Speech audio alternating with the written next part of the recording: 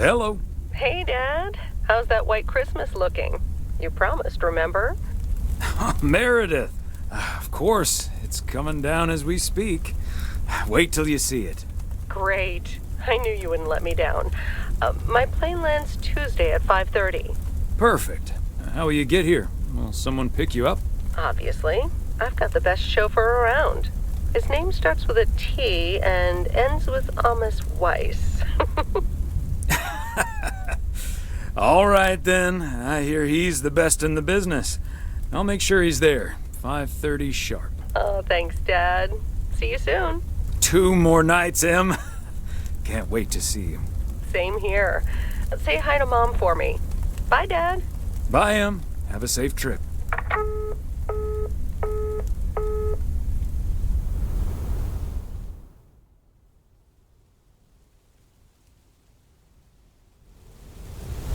Good morning, Thomas. I bet you woke up feeling like $1 million after winning that monster pot last night. Morning, Frank. It felt like $96.40, actually. But yeah, I had a great night's sleep. Ha! I bet. It looks like you've hit the jackpot again today. There's hardly any Christmas mail rush because of the snow. Ah, that's a pity. I really don't mind being outside in the snow. Well, I do. Snow's for looking at, not for walking through. Take it easy out there today.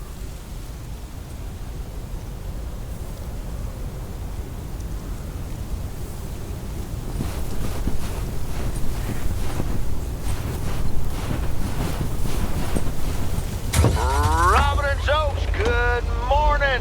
I guess I wasn't the only one that noticed all that white stuff lying around. I now have enough PO-positive pet peeves about snow to last me a lifetime. But don't let that stop you from calling in new ones. My answer machine can handle it.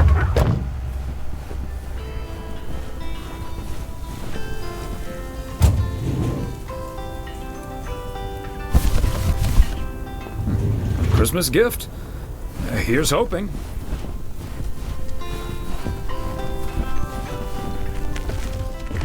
Every time you need me.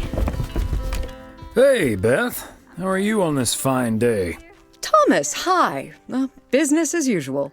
Nah, I'm just joking. The situation is not that dire. I'm pretty sure you're safe, but still afraid. I was going to say, sales can't be bad with the holidays around the corner, right? Times have been better, I suppose, but you're right. I'm not complaining.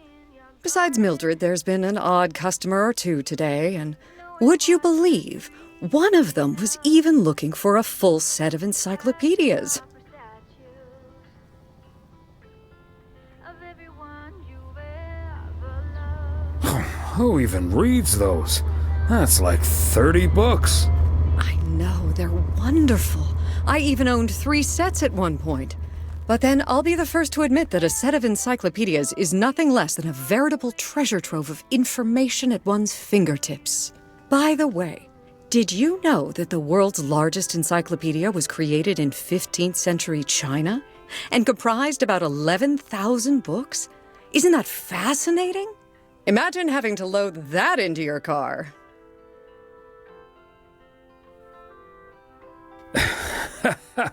I don't think my trusty old van could take that. Or my bookcase, for that matter.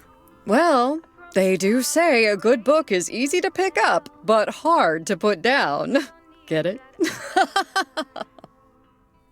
How's Emily coming along with Christmas dinner, by the way? I can imagine she's pretty excited about Meredith coming over. So let me know if she needs any more cookbooks. I've got this beauty from Good Housekeeping that's all the rage right now. Never get to know me. I'll be sure to ask her. But you know how Emily gets in the kitchen. There'll be so much food, we'll be eating stuffing all week. I suppose you're right. But don't you worry, I'll leave the cookbook. I have a feeling St. Nicholas has other things in store for you this year. Sounds ominous. You have no idea. Down the bridge and left me in. And what does St. Nick have in store for you this year? Doing anything special? I'm flying out to Georgia tomorrow to spend Christmas with my Daniel and his wife for a few days. We're planning a Hawaii Five-0 marathon. It's my guilty pleasure, and luckily it's theirs too. Ah, Dano. Give him my best when you see him. And his wife, of course. I shall. Right. I better get back to it and get ready for the New Year's sale. I've been in a perpetual fight with my pricing gun lately, so I need all the time I can get. And good things come to those who wait. I'll bring over your presents later in the week. I hope you have a Merry Christmas Eve tomorrow, and give my love to Emily and Meredith. Will do. And season's greetings to you two.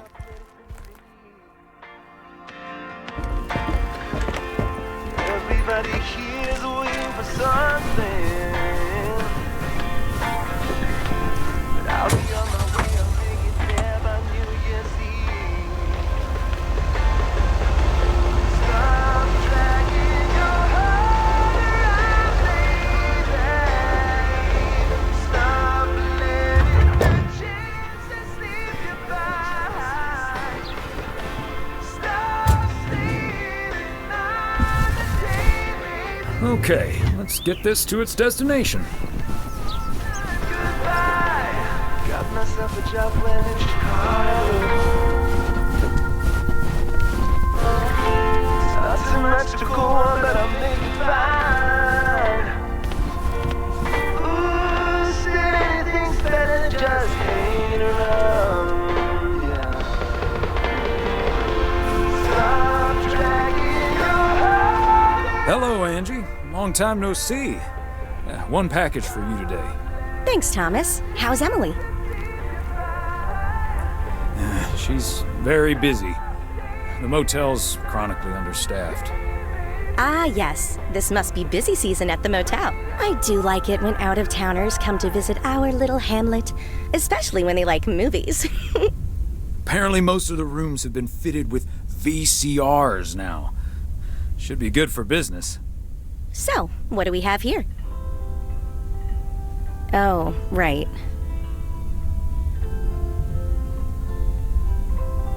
Sounds like you got a hefty tax bill. Only, those usually come in envelopes. It's just some things from LA. Toiletries, stuff like that. I, recently ended my relationship. Angie, I'm so sorry. It's fine.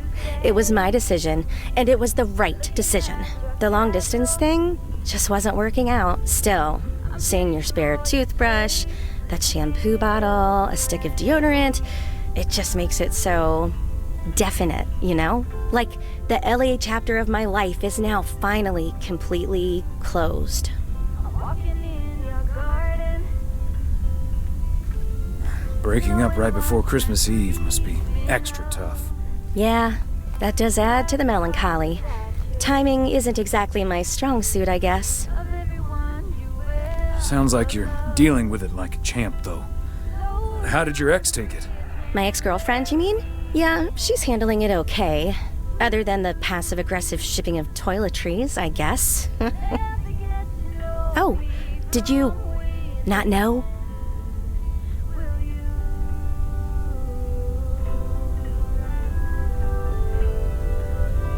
To be honest, I did have an inkling. Wasn't sure, though. I mean, it's not exactly something I walk around advertising around here. This is probably the first time I've seen you blush. Well, I'll leave you alone with your thoughts. And your spare toothbrush. Merry Christmas, Angie. Merry Christmas, Thomas. My toothbrush and I bid you adieu. Even though you wear it well, lower down the bridge and let me. Will you? You'll never get to know me from within.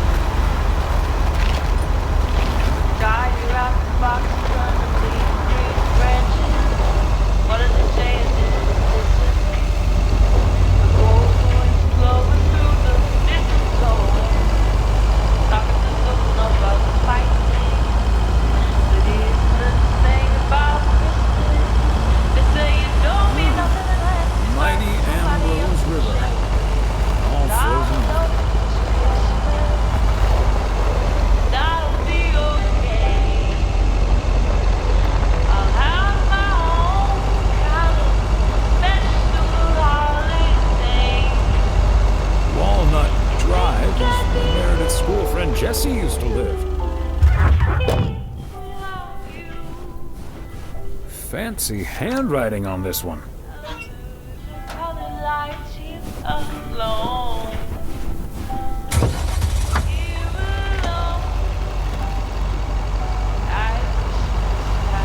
Walnut Drive is where Meredith's school friend Jessie used to live. I remember once Meredith came home from school after learning about walnuts. She asked us if they were named after the street.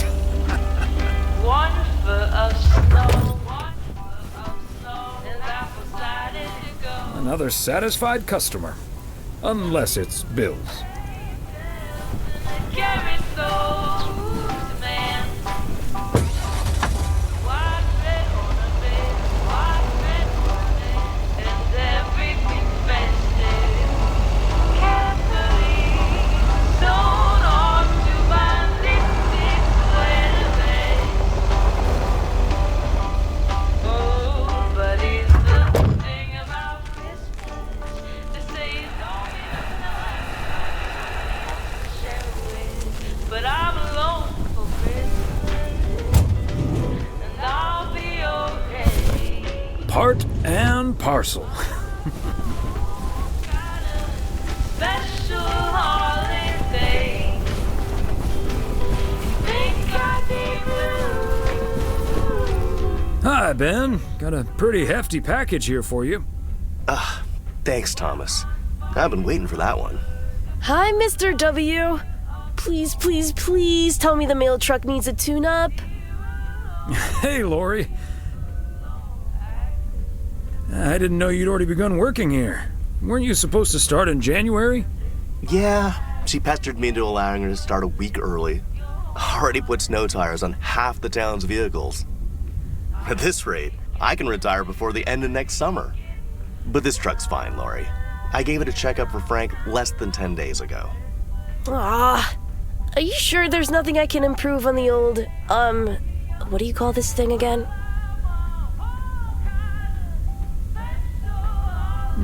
Come to think of it, maybe there is. The horn's been making this sad little sound lately. It could use a little more oomph. The horn, eh? I'm on it. That was easy peasy, lemon squeezy, Mr. W. Diaphragm had gotten a little dusty, but it's all better now. The mail truck is honking like a big old goose again. Thanks, Lori. Come to think of it, I will be calling your truck the Goose from here on out. Big, white, wobbly, and with a honking great horn. Honk honk! The Goose has a nice ring to it. Or a nice honk, anyway. Well, gotta be getting back to my rounds. Happy holidays, you guys. Thanks, Thomas. You too. I've got all my bags packed up, ready to leave. Everybody here going for something, but I'll be on my way. I'll make it there by New Year's Eve. Stop dragging your heart, make me back. Stop letting the chances slip you by. Stop sleeping on the TV. Play your old night goodbye. Got myself a job planning Chicago.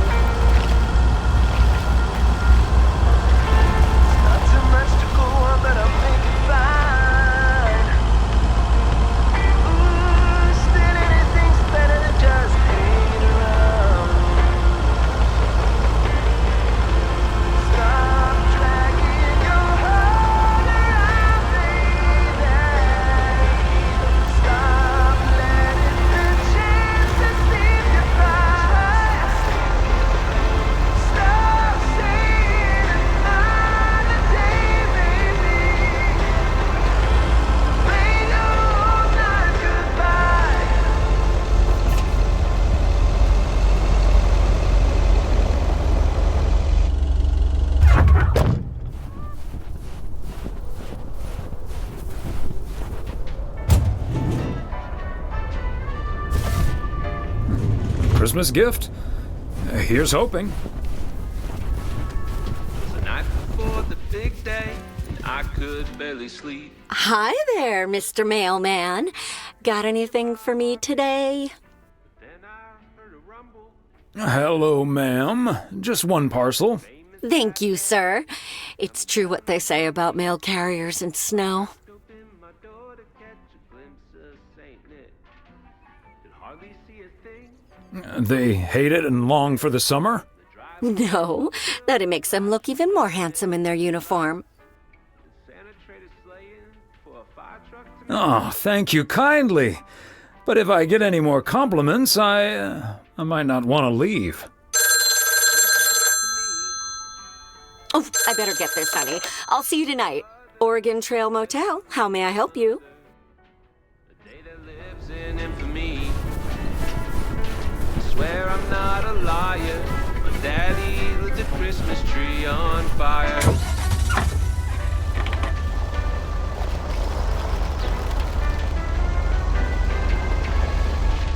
wouldn't say that my dad drank much more than most. This time of year, he tend to double his dose. I'm not saying it's wrong, and I'm not saying it's right. The Yule log ain't the only thing burning that night. It's a funny story. Span her down, as Frank says it. Span, span, span, span, span her down. Never gets old. My mother, day that lives in infamy. Swear I'm not a liar. Daddy lit the Christmas tree on fire.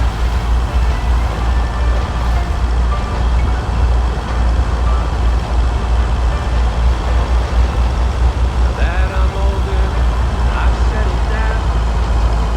It's late December, there's no tree to be found. Doesn't help, Mary the Jew. Now she wants a Christmas tree. What am I to do? I told the baby I didn't think this would matter. Besides those damn trees, they're a real fire hazard.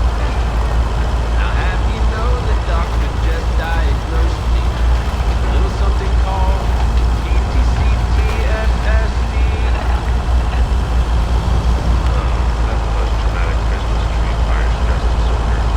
It's you can do that. It's a funny story. At least it is to me. But for others, especially my mother, the day that lives in infamy. Swear I'm not a liar. Daddy lit the Christmas tree on fire.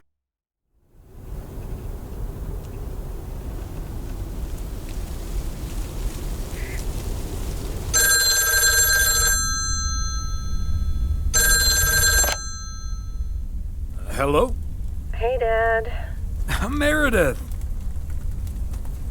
Are you all packed for tomorrow? Meredith? Dad, I'm so sorry, but I won't be able to make it tomorrow. What's wrong? What happened? Are you okay? I'm fine, Dad, don't worry, but I'm snowed under with work. It's at 86. It needs to be up and running at the start of the new year. I stumbled upon some errors today, and now we need to fix them this week. This sucks.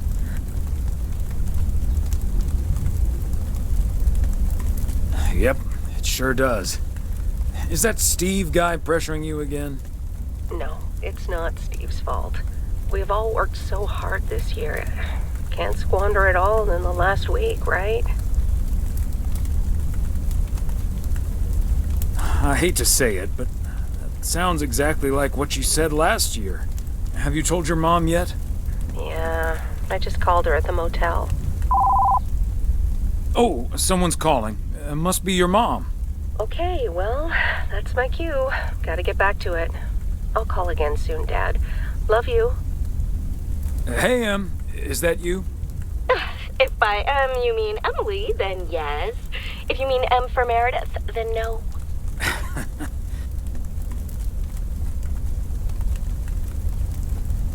I just got off the phone with my other M, so I was pretty sure it was you. Oh, Thomas, don't joke around as if nothing's wrong.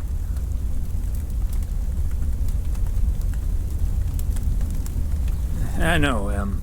I don't know what to say. Well, just deal with it, like we always do. Why don't we invite someone else? Unless you're happy with just Mildred coming over. Just Mildred? You might as well go for rock bottom and ask Nancy to. Oh, yes. Oh, I'd love to hear them bicker about the cat food assortment at the general store. In any case, I'll call Beth and ask her again, too. And then I have to do a towel run, refill the vending machine, and vacuum the reception area. So it'll be a while before I'm done. I'll see you tonight, honey. Okay, Em. Drive home safe.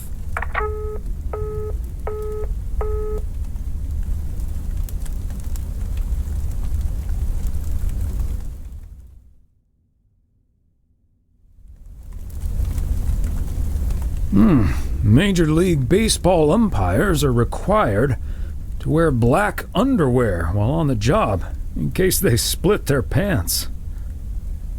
Golf is the only sport to have been played on the moon.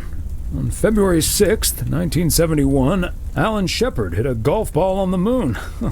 Because of the low gravity, it may have traveled more than a mile.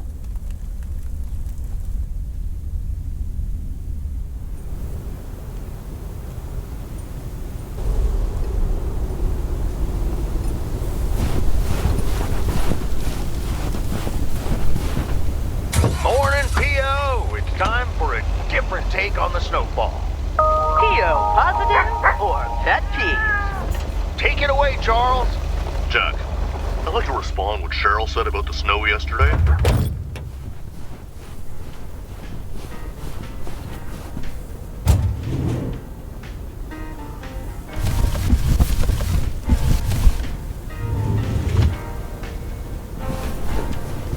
Open up the window. I'm breathing in the last of September. I can feel the wind. Greetings, Nancy.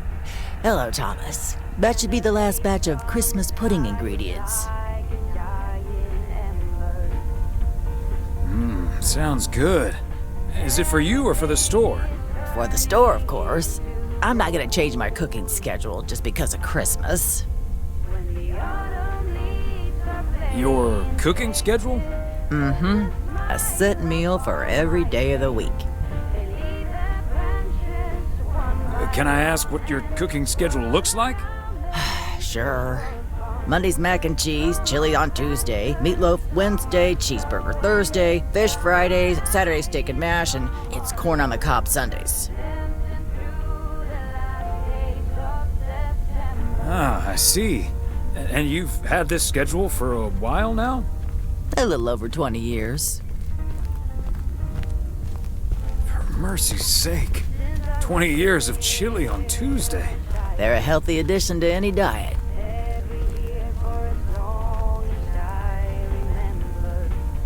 If only they were as tasty as they are healthy. I'll be on my way now.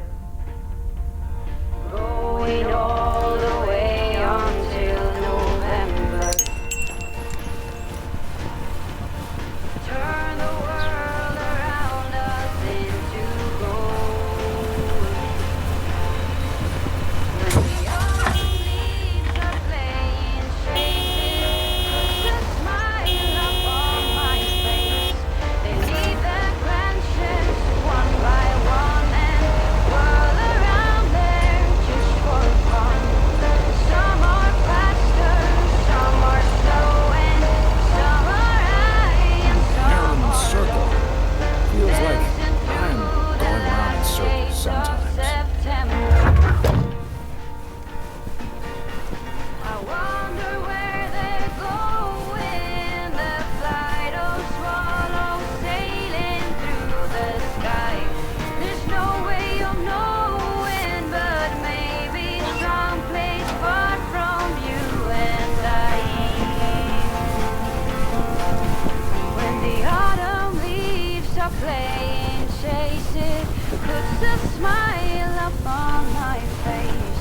There we go.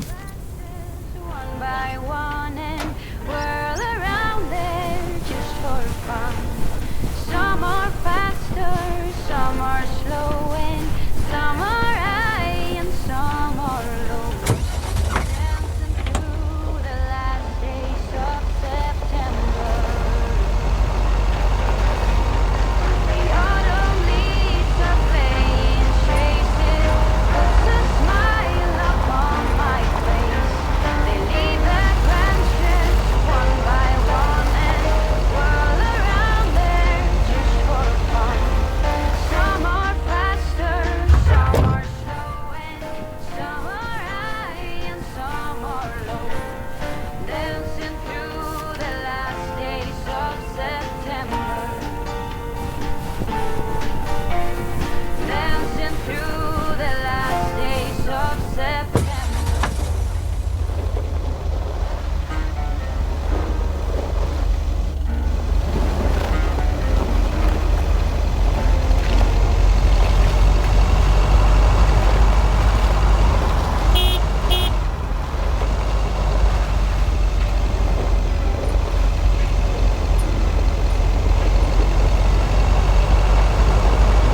Tie your apple boxes underneath green branches. What does it say? It's discipline. The cold winds blowing through the mistletoe. Stockings are floating above the fighting. But here's the thing about Christmas. They say it don't mean nothing unless you got somebody else to share with. But I'm alone this Christmas, and I'll be okay. I'll have my own kind of special holiday. You think I'd be blue without you, but I'm fine. A version of the night seems alone. Here alone at Christmas time.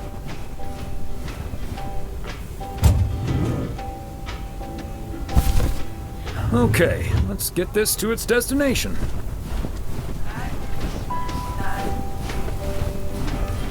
One foot of snow, and that was decided to go. Oh, good day, Kay. Hi, Thomas. Got a parcel for you. Thanks. I'm sure Santa will be happy this arrived just in time. Anything I can do to help the old man out. How are things with the family? Good. Good. Really looking forward to the holidays. I've been making Grace this great big space station out of ply. It's coming together really nicely. And Barry is getting Max a second-hand guitar as we speak. Oh, that sounds great. I'm sure they can't wait for Christmas. Neither can I. What about you and Emily? Got anything special planned for the coming days?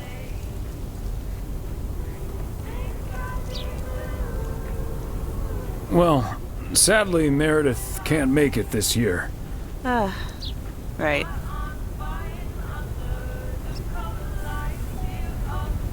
I'm sure she'll make it out here sometime. Yeah, sure. Well, I'd best get on. I have to check on the oven. Or Santa will have to eat charcoal when he stops by tonight. All right, best get back to it myself. Give our love to Barry and the kids. And Santa, if you happen to see him. Will do.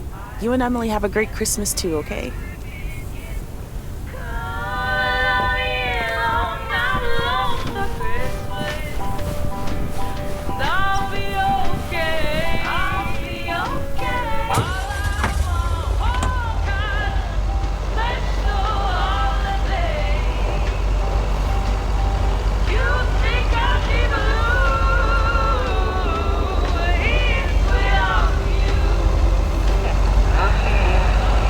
Why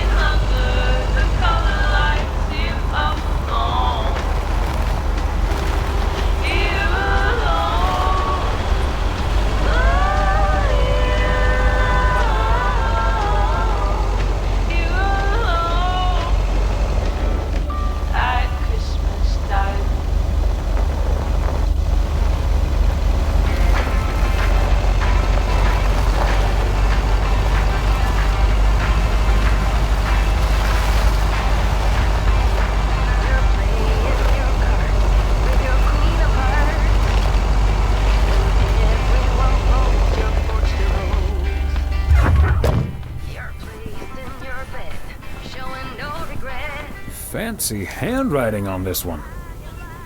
Roll the dice.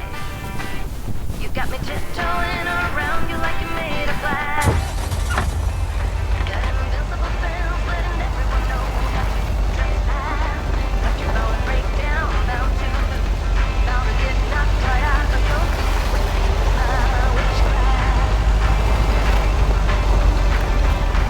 You're playing me in all the talking way too loud, and you're talking rude. You're playing a game, driving me insane. Your heart is back, and it's a fact, no turning back. Part and parcel. Got an invisible fence letting everyone know not to trespass. But you're bound to break down, bound to lose, bound to get knocked. They must be out of town for the holidays. When I use my witchcraft. Come on!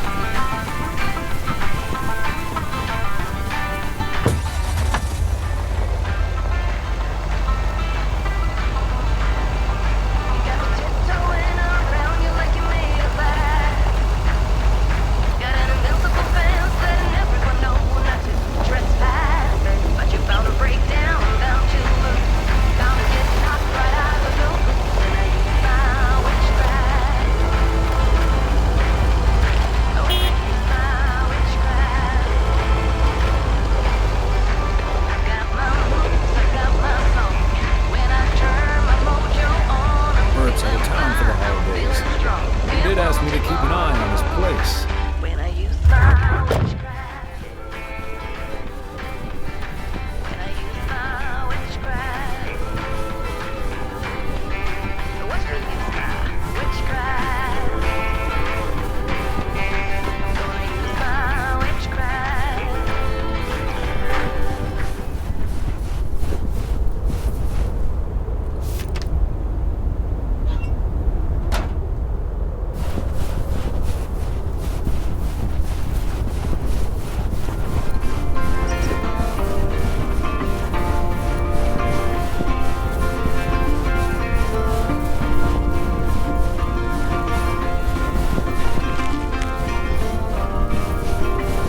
All these busy people hurrying along. If they're not on the phone, they're all worried something's wrong. Making it important to be the first in line. So when the cookie crumbles, the best piece they will find. Oh, we're racing to a red light. It's right there before eyes,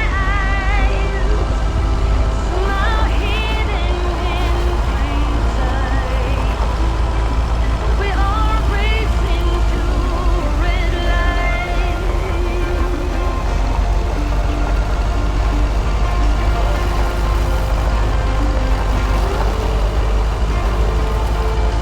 Don't get me wrong, I'm not trying to swear free.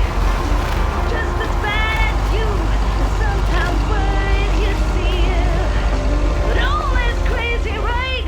I'm looking for the brakes. Come join me in the search. I think that's what it takes. Oh, we're racing to a red light. It's right there before eyes. Wow, a visit from the Poker King. I humbly thank you for the honor.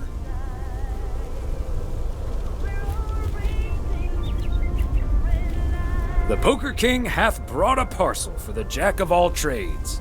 Ooh, boy, Frank came through once again. Ah, package from Frank, huh? What's in it? You don't want to know, Thomas. You don't want to know. But what I will tell you, I'm kicking off the new year with a bang. I better put this somewhere dry.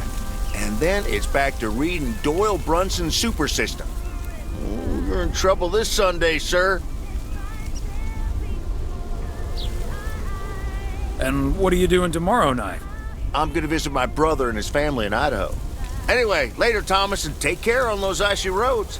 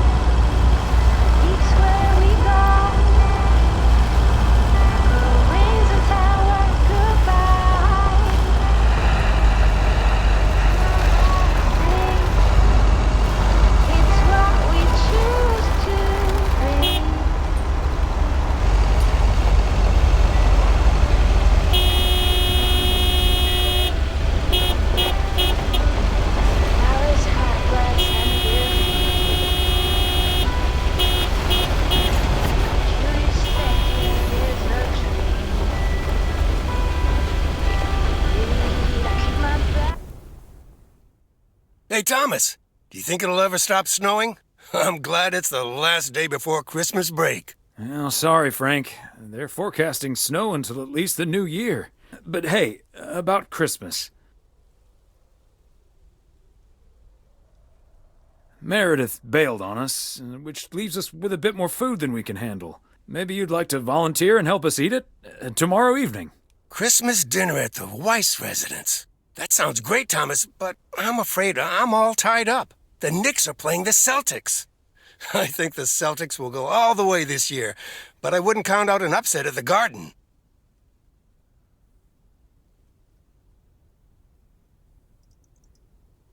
I'm not gonna give you betting advice, Frank. I'm gonna have to sleep on it, but you know I can't pass up a juicy bet. Hey, Thomas, before you go home, I need a favor. Can you help me with that guy over there? He said he's looking for a job, but I really gotta run now. Try to find out what he's made of, okay? Good luck. Hello, young man. I heard you were looking for a job. My name's Thomas Weiss, and I've been working for the Postal Service for nearly 40 years. Hi, I'm Matt Kearney. I'm glad someone finally showed up. Nice to meet you, Matt. Could you tell me a little bit about yourself? Well, I'm basically a computer expert, kind of in between jobs right now. I've been programming since I was 11 years old. I'm looking to start my own software company.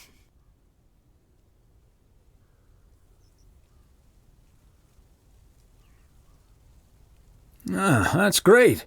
So you want to save up some money to start your own enterprise one day? Bingo. I'm already working on it at home, and whenever I have time in my schedule.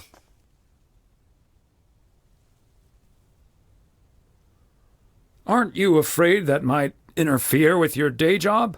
I have the focus, determination, and willpower of a professional athlete. Okay. I have a few more questions. Do you enjoy working with customers? I think everyone would enjoy someone who skips the small talk and gets the job done as soon as possible.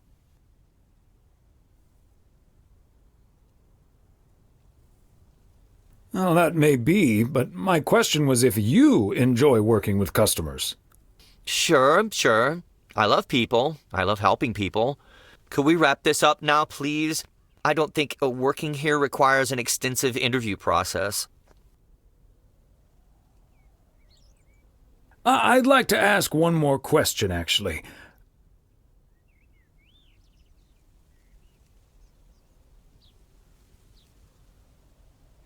What salary are you looking for? I know I can't ask for a salary in the computer expert range, but I would expect a salary that reflects a senior position.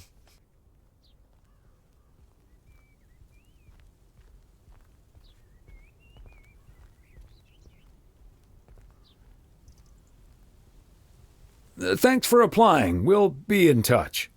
Okay, but please be aware that I've also received other offers. Bye.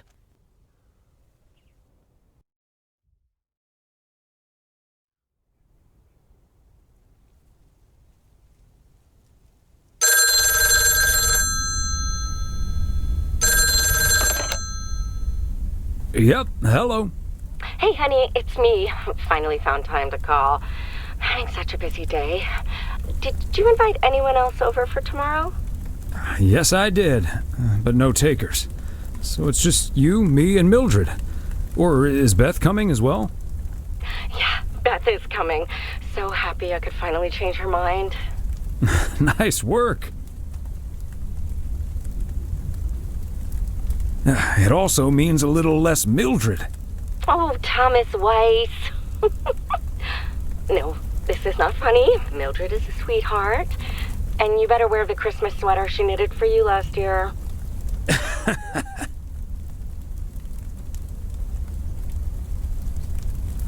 I love Christmas sweaters, so don't worry about it. Great. So I won't be the only one looking stupid. Oh, by the way, I've got great news. We finally found someone to take some shifts off my hands. That's fantastic. No more 60-hour work weeks. Do you know who it is? I wasn't at the interview, but I was introduced to him after he was hired. Did he wear glasses? Yes, he did. Did he have curly hair? Yeah. Are we playing Guess Who? His name is Matt. Matt Kearney. He said he's going to completely overhaul our computer system. That's the guy I interviewed this afternoon. Really? Did you like him? Can't say that I did, to be honest. That's a shame. But it doesn't matter. He'll be taking the load off my shoulders. And I won't be working alongside him anyway. You'll probably see him more often than I will.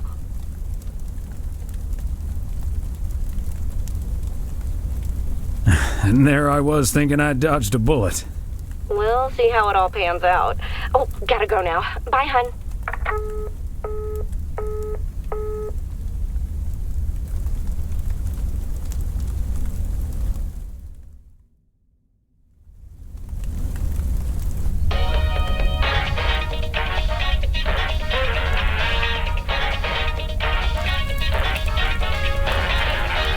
Guten Tag. I am Klaus Kartoffelkanoodle. You must be Jimmy, my new partner. We will be the best team in the district. Where is the cop car? Let's catch some crooks. You don't like to talk much, Jimmy?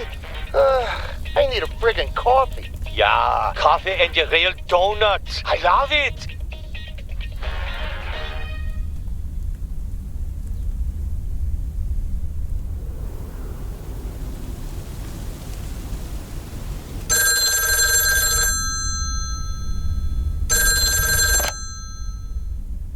Weiss residence, good morning. Hey, Dad. It's me. Hey there, Em. Merry-dith Christmas. I was hoping to hear one of your special holiday puns. Merry Christmas to you, too. I wish I was in PO right now.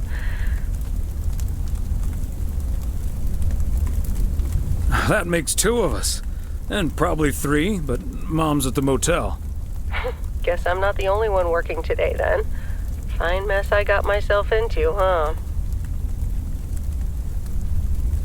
Do you want my 2 cents, or shall I just listen? I reckon I already know what you're thinking, and you're probably right. I'll be okay, Dad. Work's progressing nicely, actually. And Tess is coming over later. She's also stuck here. We're going to try to cook up some semblance of a Christmas meal. Well, that's good to hear, Em. But I'm glad the other M will be in charge of my Christmas dinner. Can't disagree there. Her lemon mashed potatoes alone blows all my cooking out of the water. Oh, that reminds me, I need to try to pry that secret recipe out of her. I'm gonna call her at the motel right now. Thanks for talking, Dad. And Meredith Christmas. Missile Thomas wishes you the same. Oh, I did not hear that. Love you.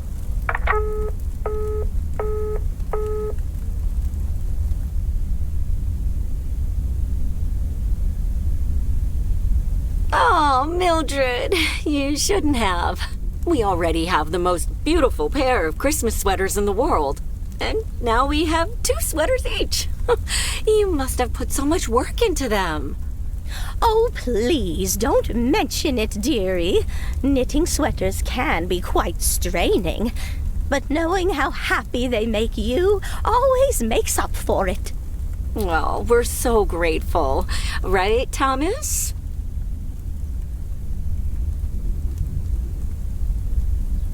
They're beautiful. Thank you so much, Mildred. I especially like that our sweaters have the same pattern, so I don't have to look in the mirror to admire it. Oh, Thomas, that makes me so happy to hear. I can't wait to start working on next year's designs. I've also made sweaters for Frank and Jack and Robert and Bert, but they all said that wool gives them an allergic reaction. Isn't that a coincidence? Beth, I hope you aren't allergic to wool. You're not going to believe the coincidence, Mildred, but yes, I actually am.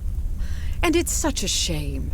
If only I, too, could celebrate Christmas wearing one of those beautiful sweaters. Anyway, Emily, would you be a darling and pass me the peas, please? Peas? I don't... Oh, you mean the string beans. I suppose peas would have gone lovely with the meal as well, now that you mention it. Right, Thomas?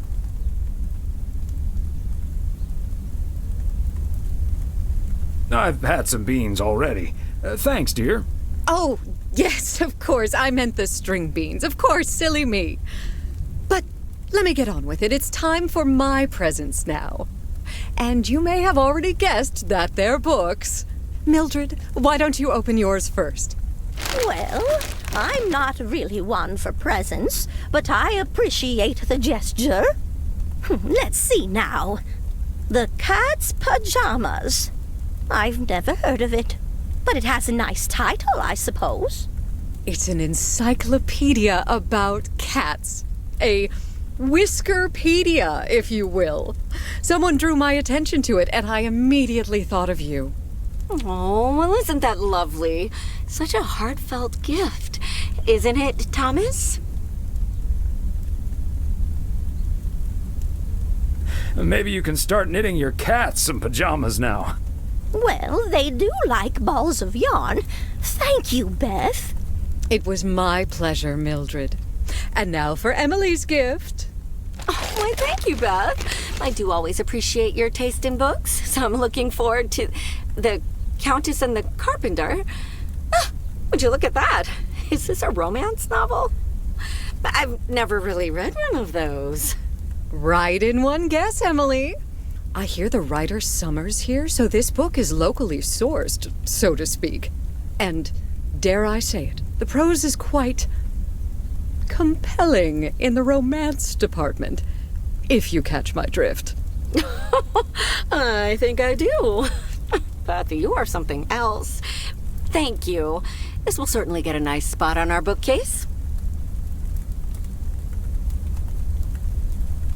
Ah, good to know the romance department is in our bookcase now, so I'll know where to find it. Well, I'm looking forward to reading it already. Thank you so much, dear Beth. You're welcome, Emily. I'm sure you'll love it. Okay, Thomas, it's your turn now. Let's see. Crazy sports facts 2. Even more crazy sports facts. Whew, boy, I love this stuff. I'm actually reading part 1 at the moment, so I can tuck into this straight after. Thanks, Beth. You're welcome, Thomas. And you're right, there's some fascinating tidbits in Part 1 as well. Even if one no longer actively plays sports, it's at least fun to read about it, right?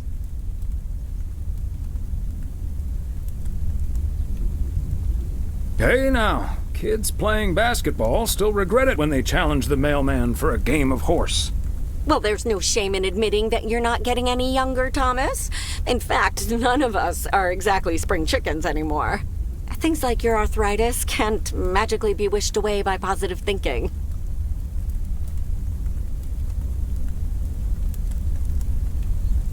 Who's up for some blueberry pie? Speaking of blueberries, my bridge partner Edna's niece discovered this mole last week. Hold that thought, Mildred. I really need to take this. Hello? Hi there. Could you put me through to Meredith Weiss, please? Excuse me. Who is this? Oh, it's Steve. Steve Mitchell from work. Is Meredith there?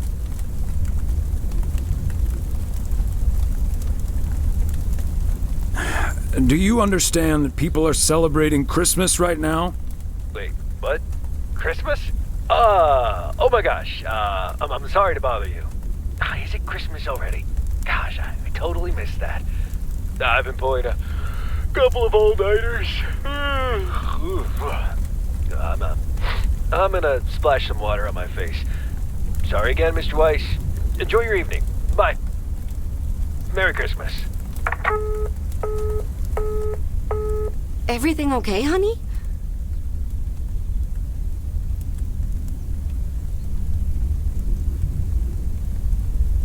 That silly boss from Meredith's work called for some reason or other. Never mind. Beth, you were saying? I wasn't actually, but I was looking for a way to say this, and now's as good a time as any, I suppose. My dear friends, I am leaving Providence Oaks. What? You're what? What's that, dear? Why? Well, before we move on to the sad part, let me first tell you the good part. Ladies and gentlemen, I am going to be a grandmother. Oh, Beth, that is amazing. Well, I'll be. Whose mother? I mean, congratulations. Yes, my son Daniel and his wife are expecting. Isn't that wonderful?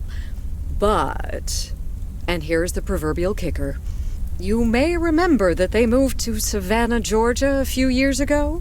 So if you put 2 and 2 together... You're moving away to be with them. That's great, Beth. I'm so happy for you.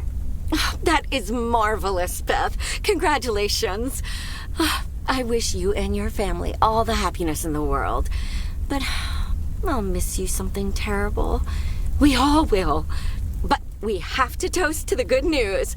Thomas, go pour us some brandy and I'll get the pie. Oh, Thomas, would you have any antacid?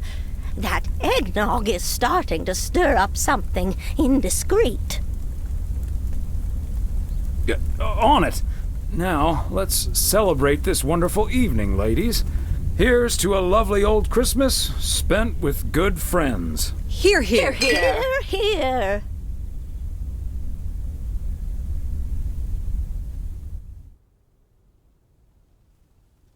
Hey, Thomas. Did you see the game last night? Morning, Frank. Nope. We had our Christmas dinner. What happened?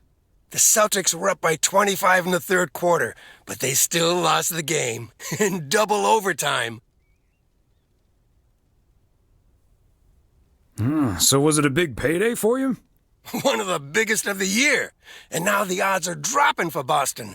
I'm gonna bet on them to win it all this season. Nice move. Good luck, Frank. Thanks, Thomas. Have a good one today.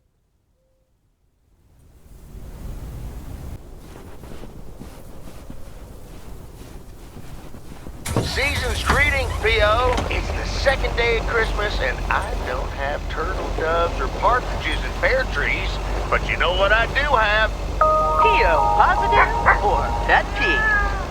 Season's greetings to you too, Jack. It's, Angela here. I watched the movie Gremlins the other day, right in my own cozy VCR-equipped living room. And I just want to say that it was a lovely and inexpensive way to have a great time. Thanks for the tip, Angela. I'm going to assume that wasn't a surreptitious advertising for the Flick Shack. And I'm also going to assume my next rental there will be free of charge. Hey! Okay, on to the weather. It looks like we'll have lots of snow today. How about some music now?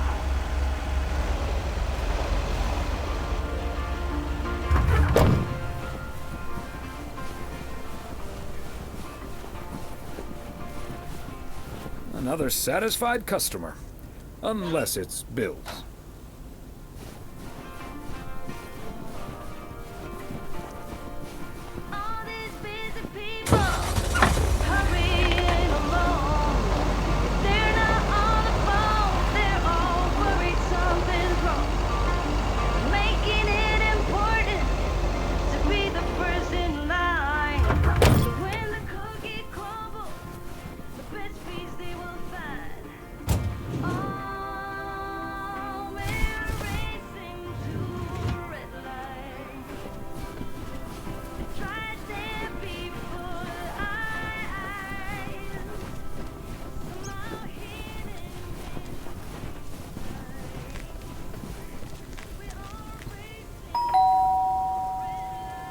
Kovacs family always heads to Arizona in the wintertime.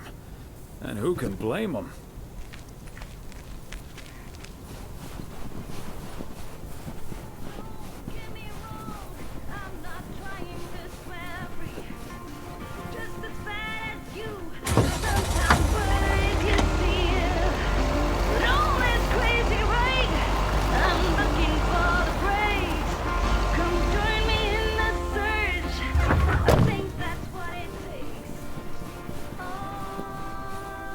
There we go.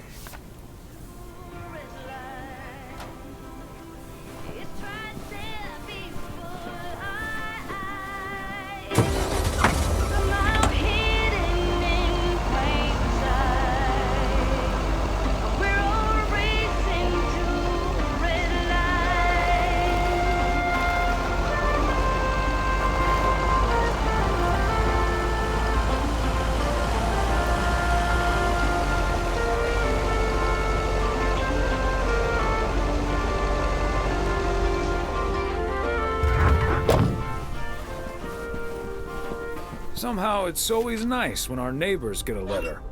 Here's to you, Andy and Toby.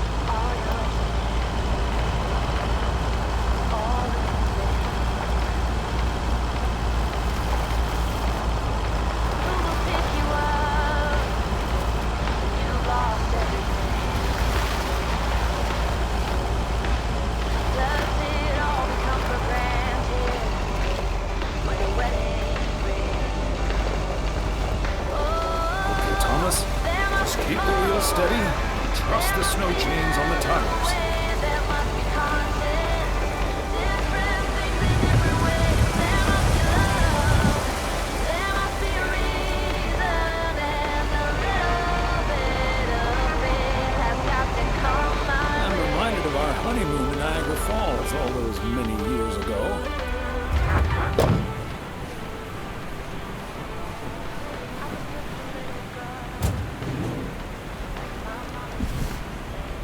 belated Christmas gift? Maybe.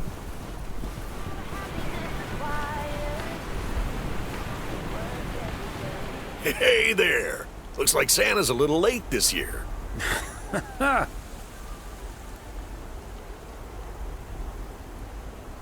That's what you get for not being a good boy, Robert Harris. Let me try to make it up to you. Take that heavy load off your hands. That must be the fire pit I ordered. Now I can finally go ice fishing without freezing at the same time. Ice fishing?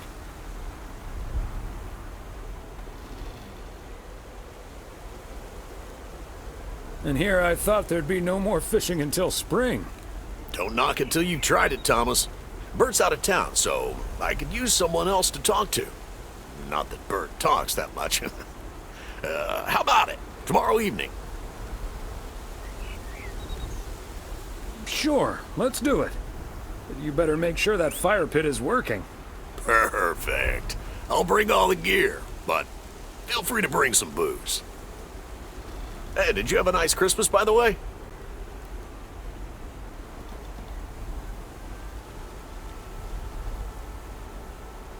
I've had better.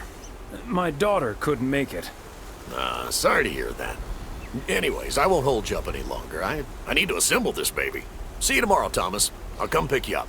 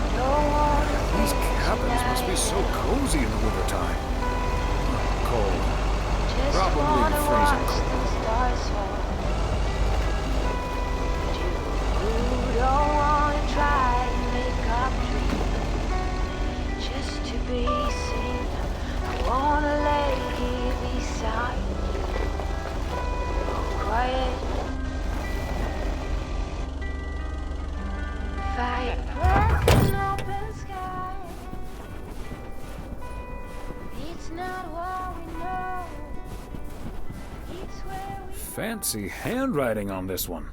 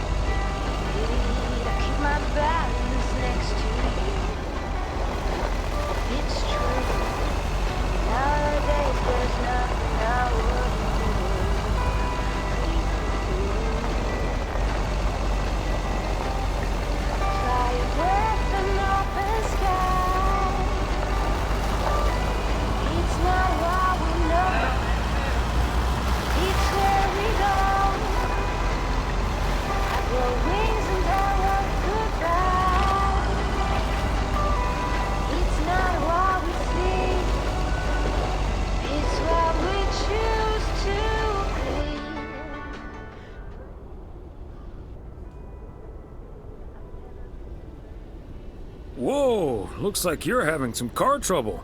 Yeah, just a second, my good man. Gabriel, can you figure out what's wrong with this blasted vehicle? Give me some good news here. I mean, I'm not really a car mechanic, Mr. Price. But I know the smoke isn't a good sign. No duh, Einstein. Say, hey, Mr. Mailman, what's your story?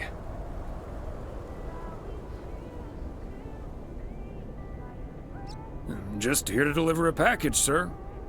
Oh, is it for me? And by any chance, would there be a fully functional car in that package? I'm afraid it's a little too small for that. Maybe a dinky toy, though. Well, then what do I care? What's taking Ilsa so damn long? Gabe, if you don't know what you're doing, then why on God's green earth are you fiddling around with that engine? Just thought I'd pop up in the hood, Mr. Price. What with the smoke and all? It needs to vent. Needs to vent, huh? Never have I felt more like a busted car engine. God! I'm dying in this podunk country-ass town. Bunch of freaking yokels. So, hey there. I see you've already had the privilege of the full Connor Price experience.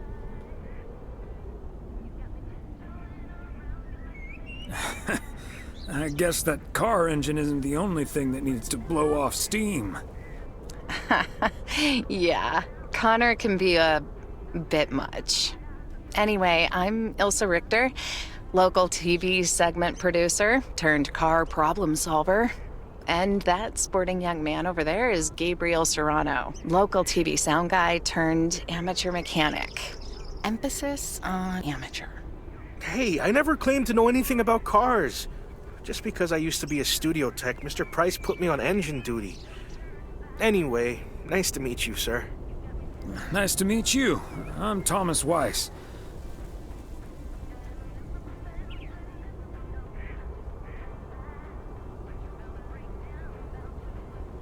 And as the local mail carrier, I know just the guy to fix your car problem.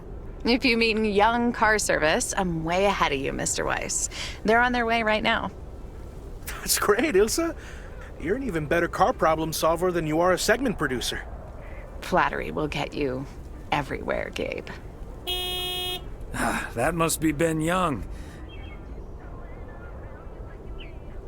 You're in capable hands. He'll have you fixed up in no time. God, I hope so. We need to get to Melville, and we're already way behind schedule. Hey, Mr. Mailman. Come in here for a second, please. Excuse me. Duty apparently calls. Happy travels.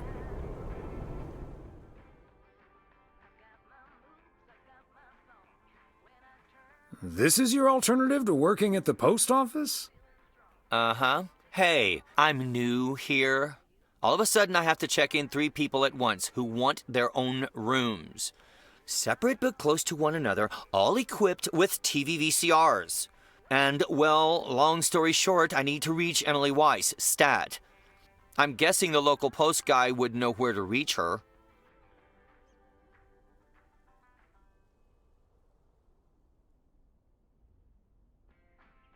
I happen to know her home number by heart. It's 555-8039. Thank you. 555-8039. Come on, pick up already. I'll just leave the parcel here on the counter. Bye. They're already gone. Mighty fast towing there, Ben.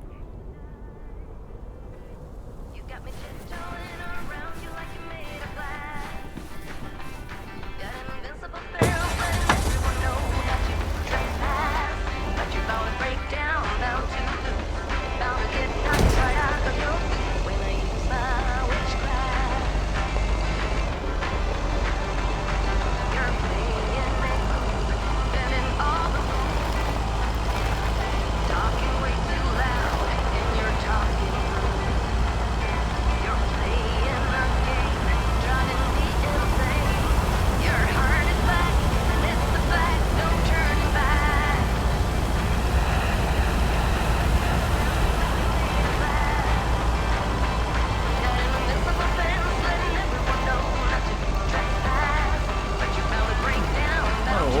activity at the picnic area this time of year.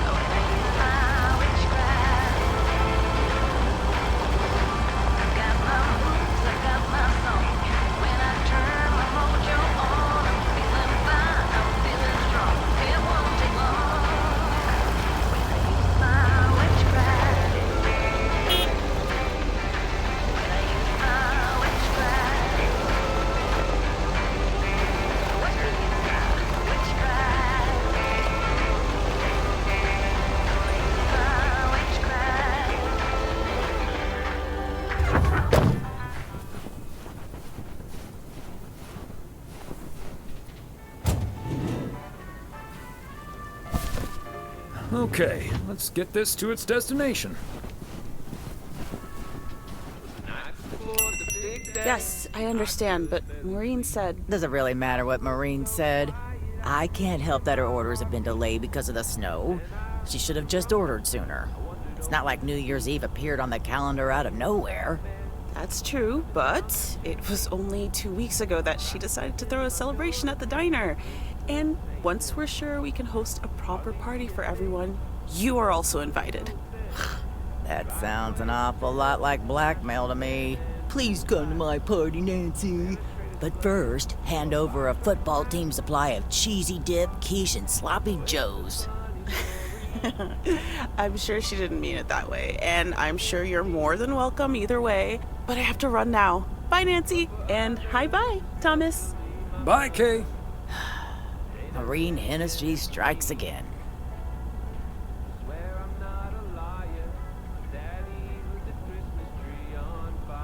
P.O. would be a boring place without her.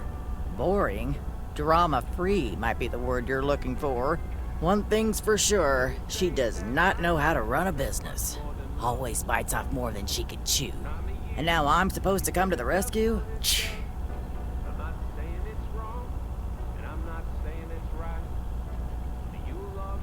Isn't this a great opportunity to generate some extra revenue?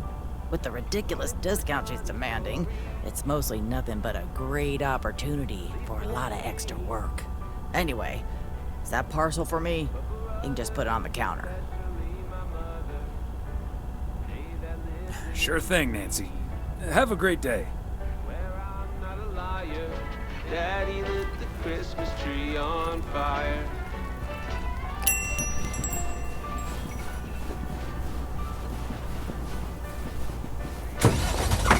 That I'm older, I've settled down. It's late December, there's no tree to be found. Plus it helps.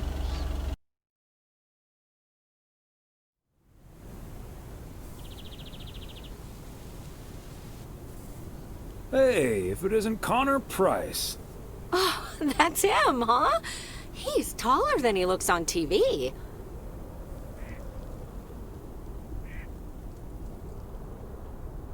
Let's hope he's in a better mood now. He was really quite rude to me earlier. Wow, sounds like a real jerk.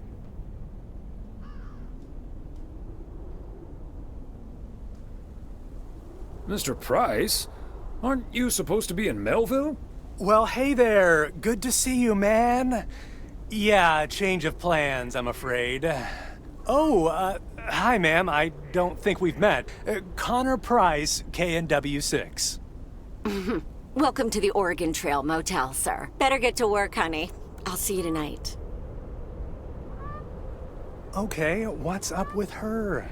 Christmas hangover?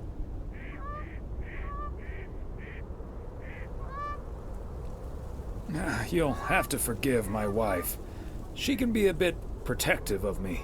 Protective of you? Oh, I see. You told her about our little kerfuffle earlier. Listen, I'm man enough to admit that it wasn't my finest hour. I'm usually a lot more easygoing. In fact, the Willamette Week once called me one of the most likable faces in local broadcasting. Yeah, that's quite all right. Water under the Bear Creek Bridge, as far as I'm concerned. Well, when my car isn't breaking down during a tight shooting schedule, I'm a pretty swell guy. Believe me, that's the price guarantee.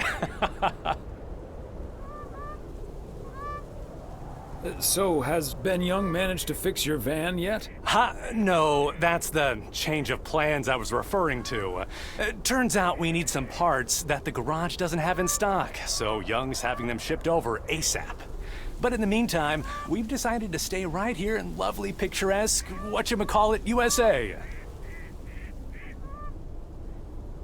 It's Providence Oaks, P.O. for short. Yeah, well, to be honest, all these little villages look pretty much the same to me anyway. See, we're supposed to be shooting some remotes on local end-of-year festivities and such. A grand kickoff to our special series on small-town American life. And it doesn't really make much of a difference if we start here or in freaking Melville.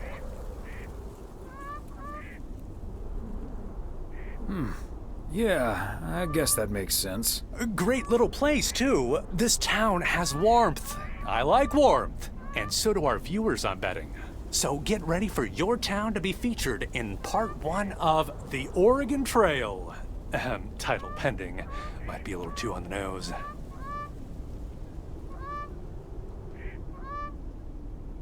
That is the same name as this motel, so I guess it isn't particularly original. My wife works here as a receptionist, but she's not the one who named it. See, this is what I'm talking about. Real conversations with real Americans, right? But as fun as this is, I should be turning in. The three of us each got our own quaint little room. Mine's non-smoking, unfortunately. Still beats Gabriel's. His doesn't even have a TV. Can you believe it?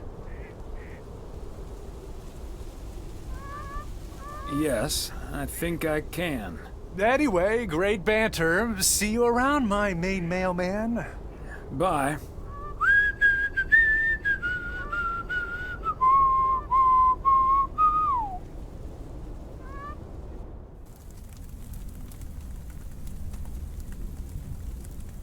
The yo-yo started out as a weapon in the Philippines during the 16th century, before being introduced to the United States as a toy in 1929. It weighed 4 pounds and had a 20-foot cord. Australian rower Bobby Pierce won the 1928 Olympic Games against 8 other competitors, even though he stopped during the race to let ducks pass in front of him.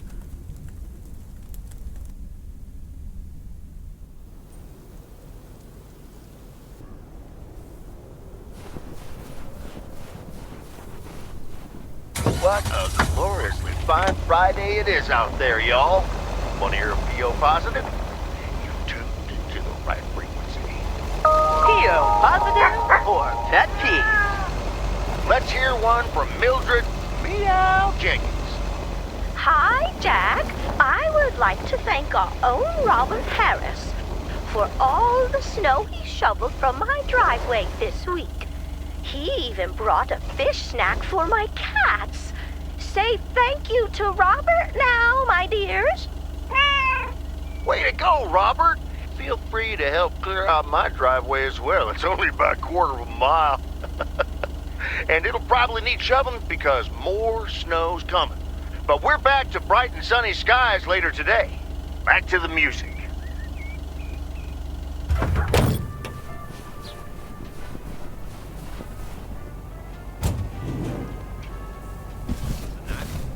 Part and parcel.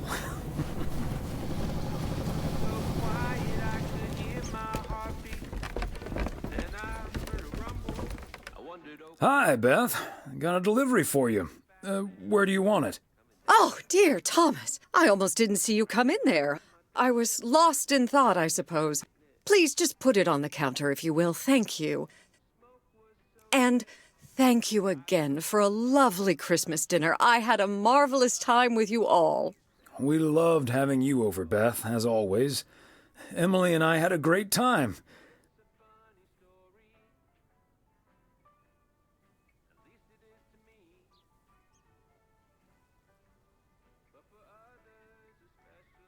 Although always is not going to last forever, it seems. Well put, Thomas. I do like that. It was quite a shock for both Emily and myself, to be honest. We've known each other for so long. We're practically part of each other's furniture. Let me guess. I'd be your bookshelf. Yes, especially since all the books on there are gifts from you anyway. Oh, but I will miss you two. As Helen Keller once wrote, so long as the memory of certain beloved friends lives in my heart, I shall say that life is good.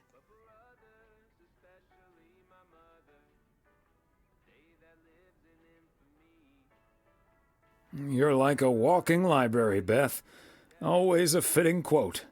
So, haven't you ever thought of moving closer to Meredith over all these years? She is living quite a ways away, right? Thought about it? Yes. Your news has put things into perspective, I suppose. But leaving here would sure be a big step. Maybe too big, I don't know. Who knows? Maybe Meredith will even make it out here one day. And there's always the phone, of course. And don't forget the postal service. Quite right you are. Well, I won't keep you any longer, Thomas. I need to sort through this new delivery you've just brought in. And believe you me, that's going to take me a while.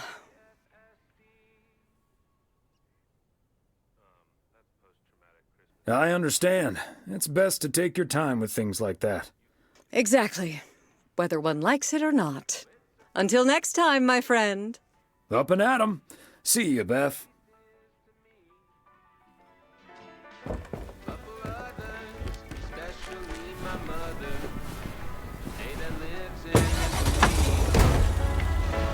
Swear I'm not a liar.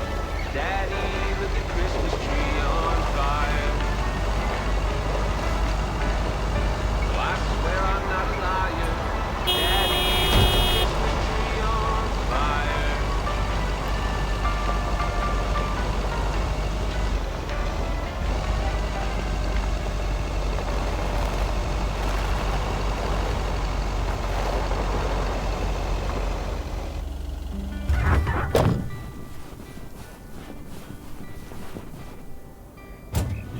Don't wanna think tonight at all. A belated Christmas gift? Maybe. Stars fall. Nobody's home. Just to be seen. I wanna lay here beside you. Quiet. By your breath and Is that much open Christmas sky. lighting really necessary? It's not what we know. It's where we go. Grow wings and tell us goodbye. It's not what we see. It's what we choose to be.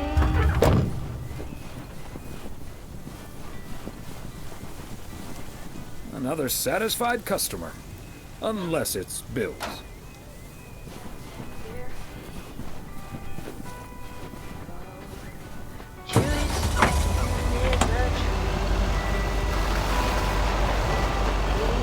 Keep my balance next to you. It's true. Nowadays there's nothing I wouldn't do. Fly your breath and open sky. It's not what we know. It's where we go. I grow wings and tell us goodbye.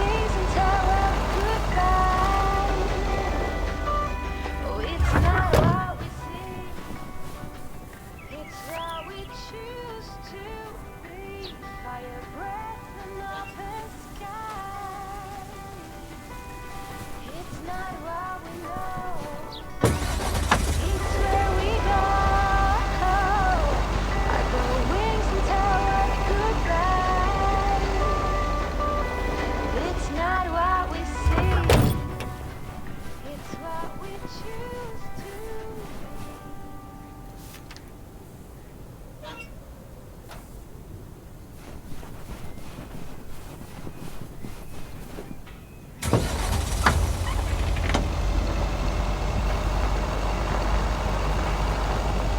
Tie your wrap boxes underneath green branches.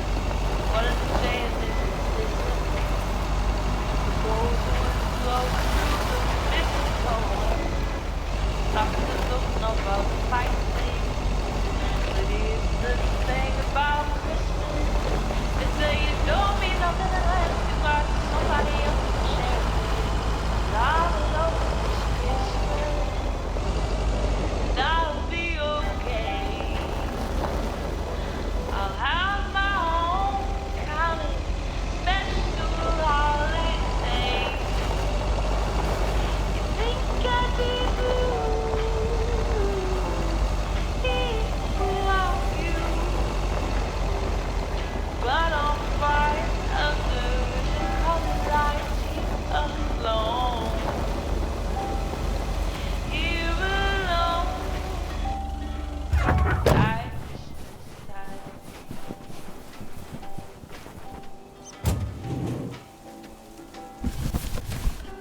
Okay, let's get this to its destination.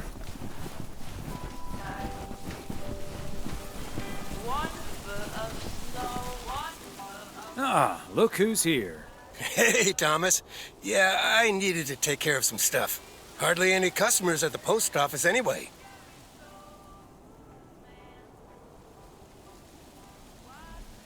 Aren't you at least a little worried that Walter Morgan might show up? Morgan? I don't think so. Last time that city slicker tried driving in the snow, he totaled his car against the deer statue.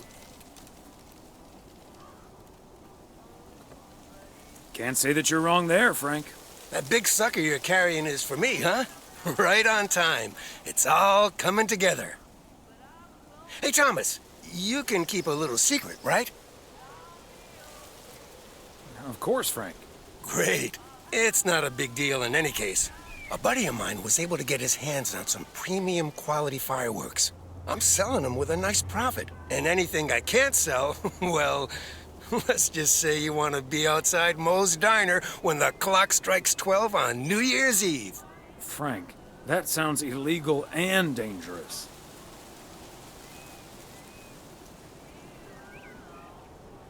Shouldn't you stick to sports betting? We'll see what happens. I just love fireworks. But do you have any experience with setting off fireworks? Who needs experience? Just light the fuse and get out of Dodge.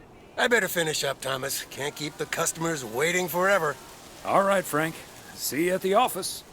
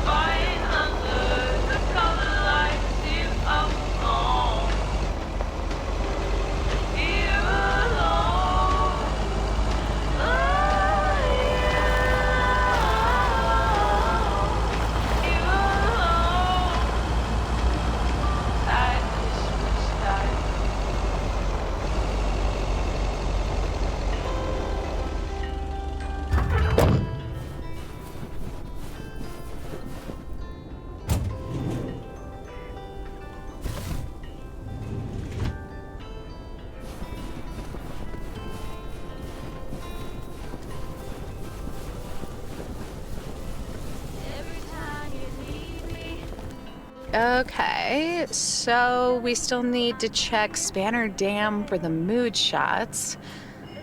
According to this, it offers damn fine views, so...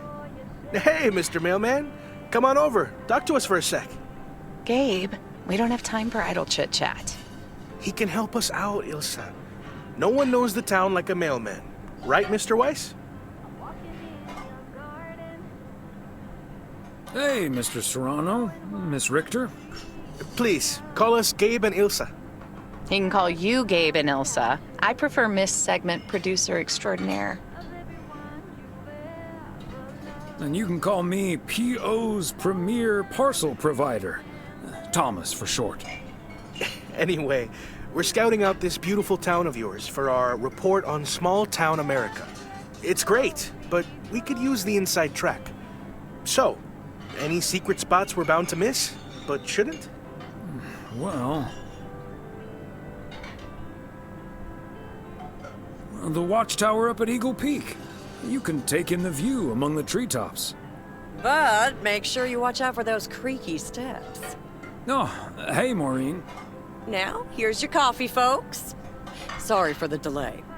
Faucet's been acting up again, which should have been fixed yesterday. Oh, you want me to check on it, Miss Hennessy? Oh, now look at you. My knight in woolen armor. Would you, dear? I can take a look. Well, isn't that nice of you? Back of the kitchen, honey. Ashley, someone who does know what he's doing is coming in. Show him where the busted faucet is. And stay out of his way. Ashley's a sweetheart, but when it comes to fixing things, that boy is all thumbs. See, this is what the segment should be.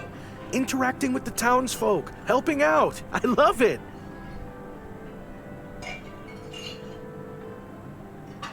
Oh, such a nice fellow. Yeah, you're in good hands, Maureen. Gabriel may look and act like a naive little pup, but he can fix anything. Well, except for our van. But other than that... Oh, is that a fact? Well, in that case, I can think of a few more things he could fix around here, if you catch my drift.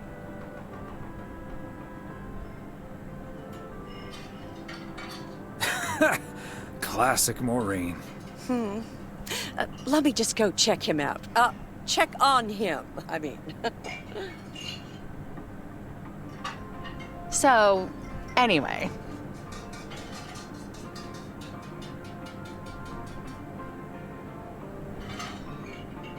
So? Oh, wait. You had the Connor Price experience the other day. Have you recovered yet? I actually encountered him outside the motel yesterday evening. He was a lot nicer this time. Really? Oh, did he greet you with, "Good to see you, man"? I don't recall. Possibly. That's his go-to when he's forgotten your name. It's "Good to see you, man" for guys and "Hey, lady" for gals. Really? Wouldn't worry about it, though. He called me Lisa for the better part of a year. Connor's a lot. But I guess after this week, I can update my resume with not just segment producer and car problem solver, but also Connor Price wrangler.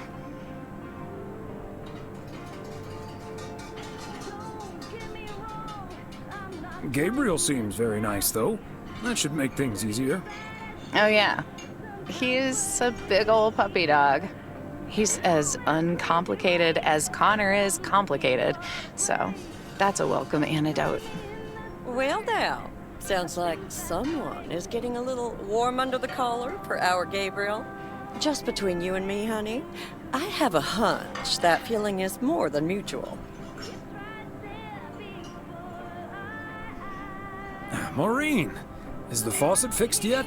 All I know is, I just spent 5 minutes with our knight in the kitchen, and during that time, he mentioned Ilsa about 12 times.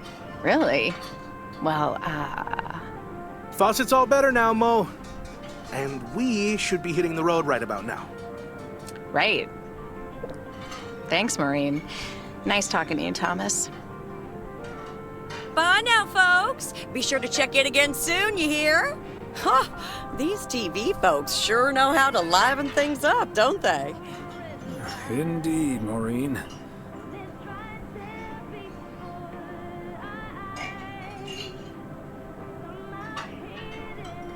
You haven't even met the main event, Connor Price.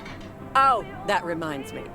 You know about my little New Year's Eve shindig, right? I'm counting on you and Emily. We'll party like it's 1986. Because it will be.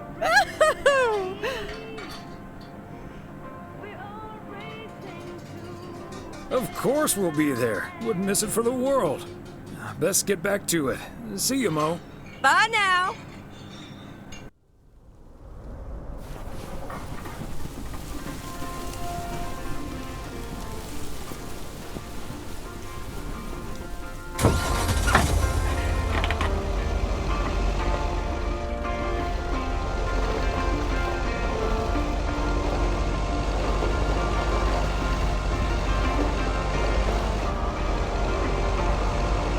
All these busy people hurrying along. They're not on the phone, they're all worried something's wrong. Making it important to be the first in line. So when the cookie crumbles, the best piece they will find. Oh, we're racing to a red light. Tried there before eyes, somehow hidden in plain sight. We are racing to red light.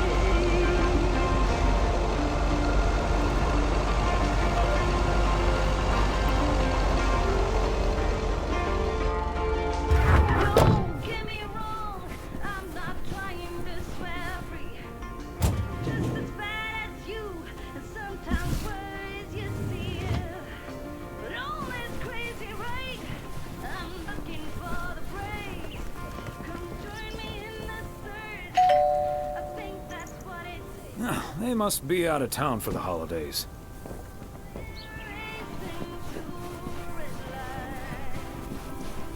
It's right there before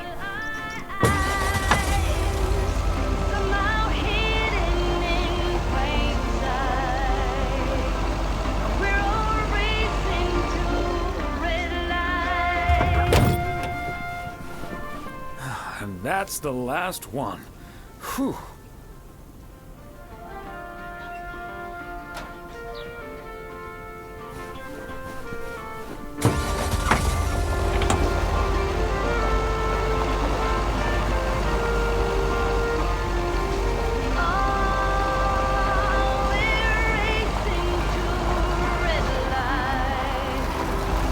It's right there before eyes, somehow hidden in plain sight. We're all racing to red light, racing to red light, to red light. We're all racing to red light.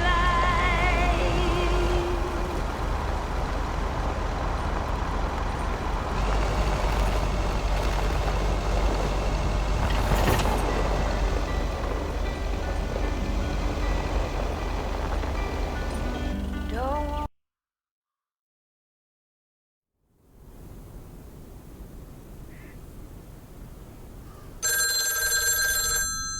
I'll get it. Hello? Very good evening. Am I talking to Mrs. Emily Weiss? Yes, sir, that would be me. Ah, fantastic. It's a pleasure to talk to you. My name is Christian Carmichael, and I represent Fly into Florida. Oh, hi there.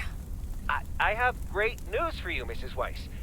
It's been a while, but do you perhaps remember entering into our Fly into Florida sweepstakes? Now that you mention it, I think so. Yeah. Was that the one on the back of the juice carton? That's the one. And I am more than happy to tell you that you are the winner of the grand prize. The grand prize? Wow, fantastic. I'm afraid I've forgotten what it was. Could you refresh my memory a little bit? No problem, Mrs. Weiss. You have won a 2-week trip to Florida for 2. Wow, Florida? Really? I won? I have never won anything in my life. Hold on, I need to tell my husband. Honey, we won! I'm talking to a gentleman from flying to Florida, and he says we've won a 2-week holiday for 2.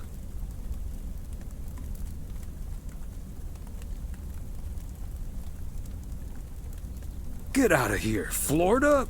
Wow! Isn't it great? We're so happy. Thank you so much. You're very welcome. You've got plenty of time to let it all sink in. Next, we'll be sending you an extra special envelope. It will contain a confirmation letter, airline tickets, hotel tickets, and I totally forgot to say this earlier, a $500 check covering any additional expenses. Wow, I can't believe this is happening. Well, it most definitely is, Mrs. Weiss. And we'll be making sure you both have the time of your life. There's one thing I must stress. The dates can't be altered. So if you have plans for the first 2 weeks of September, this would be a great moment to change them. And I hope this answers all of your questions for now. Congratulations on winning. And we look forward to seeing you fly into Florida. Thank you. Bye. I think I need to sit down for a moment. Florida. Oh, that's Robert. Sorry, honey. I can't celebrate with you right now. But I'll make it up to you tomorrow night at Moe's. I will hold you to that. Have fun on the ice, hon. And when you start to freeze out there, just think of sunny Florida.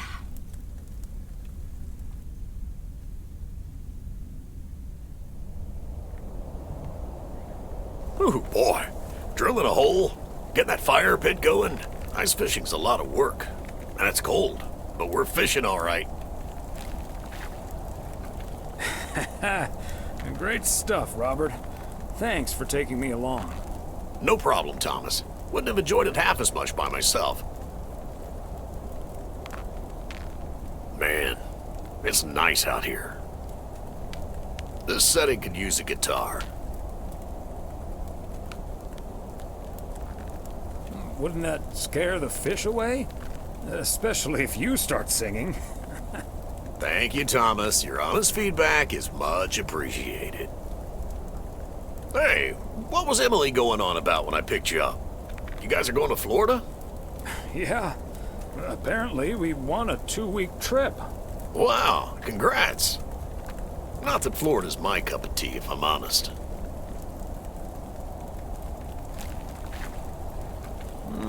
Someplace else you'd rather go? I'm perfectly fine staying right here.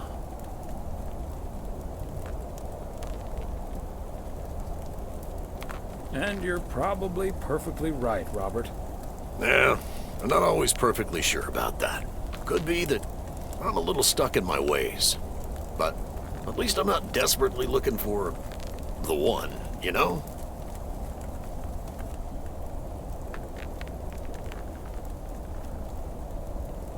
I don't know, Robert.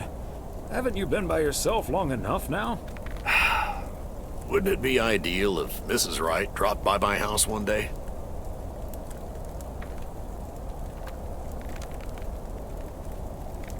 Certainly. And also quite improbable. But you never know. Let's drink to that. Would be a shame if Emily filled that flask of yours for nothing. Ha! Finally, a sensible remark. Cheers. Now let's catch a fish and get the hell out of here.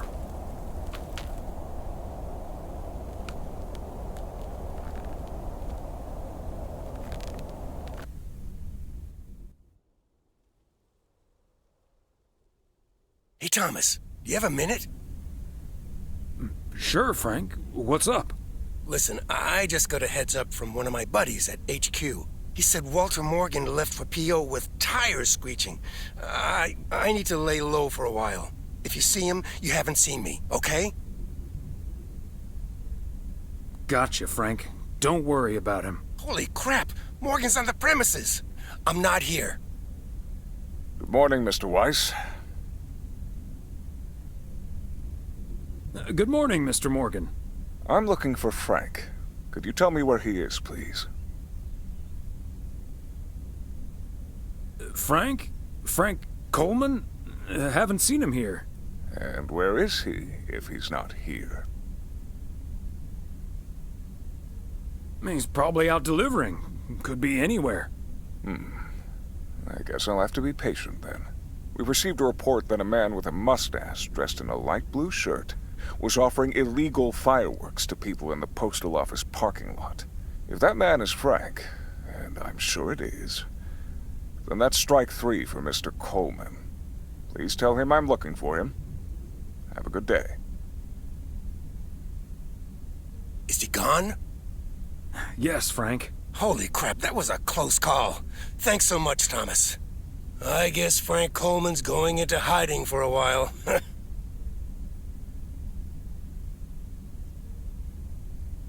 That sounds like a good idea, Frank. See you Sunday evening. I guess we'll have to play poker with the curtains closed.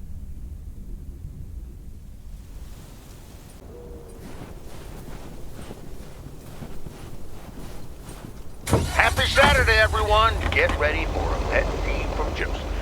PO positive or pet peeves? Jack, I've been watching that TV series everyone's been raving about. What's it called? The Hamburger with Fries? I expected a charming sitcom like Bon Appetit, but instead got treated to a lousy mix of mediocre puns and gratuitous violence. If this is where TV shows are heading, then I'm heading the other way. Oh, boy. Well, I'll bet you'll have the road all to yourself, Joseph. On to the weather. We're starting the day sunny, but we'll have lots of snow for you folks later on. Enough talking. Here are some tunes.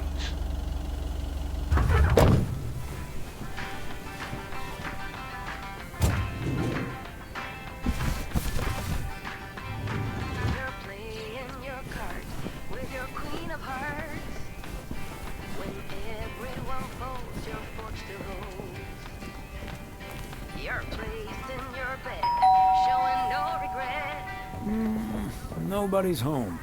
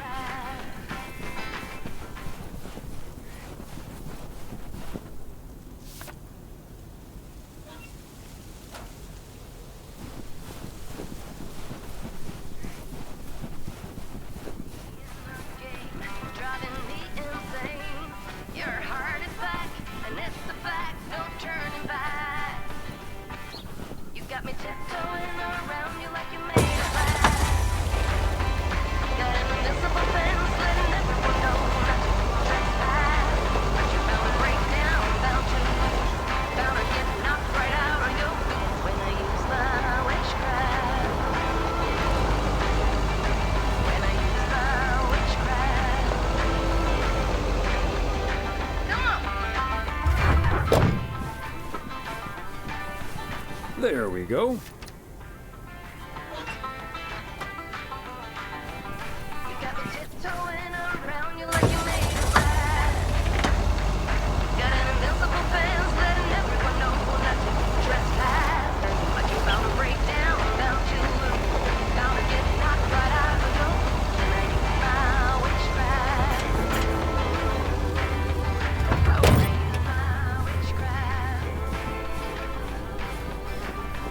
Fancy handwriting on this one.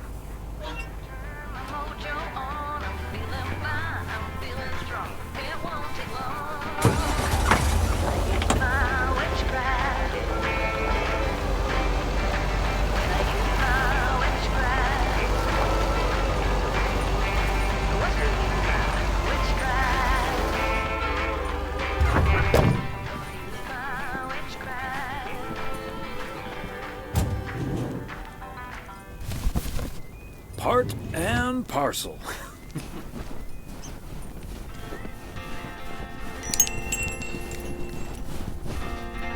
Ah, there you are. Could you bring this box over to the diner? And if they ask, there's no discount.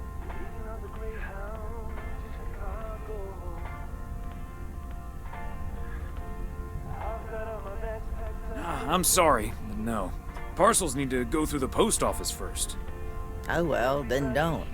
I couldn't care less about that party. Oh, wait. It's for the New Year's Eve party? All right, I'll do it. Thanks. And remember, no discount. Roger that.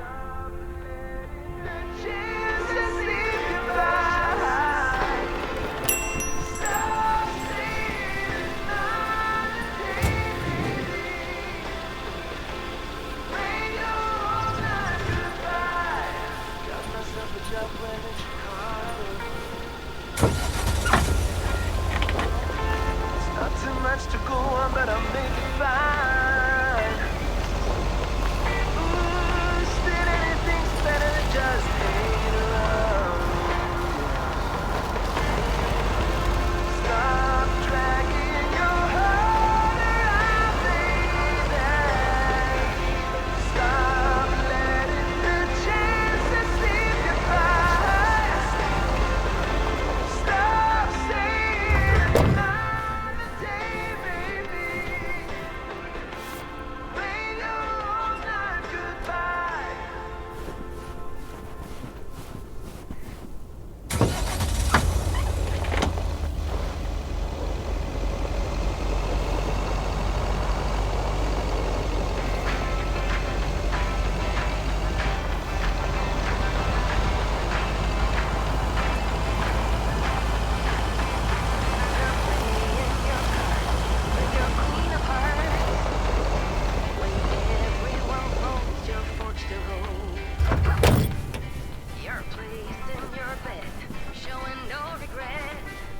Another satisfied customer. Unless it's Bill's. You got me tiptoeing around you like you made of glass. Got invisible bells letting everyone know that you trespass. That you're bound to break down, bound to get knocked right out of your feet when I use my witchcraft. You're playing it cool, bending all the rules. Talking way too loud, and you're talking rude. You're playing a game, driving me insane. Your heart is back, and it's a fact, no turning back. You got me tiptoeing around you like you made of glass. Got an invisible fence letting Yet another heavy package for you, Ben. Let me take that off your hands, Thomas. You know, I feel guilty enough as it is. Having you lug around those car parts week in and week out. That's the job, Ben. Neither snow nor rain nor heavy packages Stay stays these couriers from the swift completion of their appointed rounds. I'm serious, though. If you don't mind me saying, you're getting up there. Ever think of hanging up the old coat and bag? Not until recently, but recently? Yeah. Good for you. Think about it some more would be my advice. Son of a gun. It's the engine parts for the news van. Didn't expect them to come in so soon.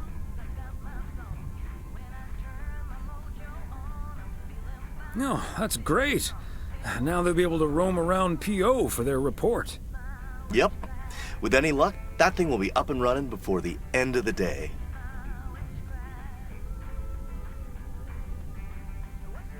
Hey, don't rush it, Ben. Remember, you're getting up there yourself. Yeah.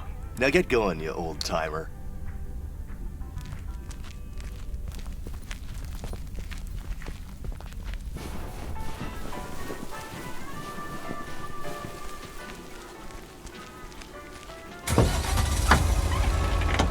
Was the night before the big day?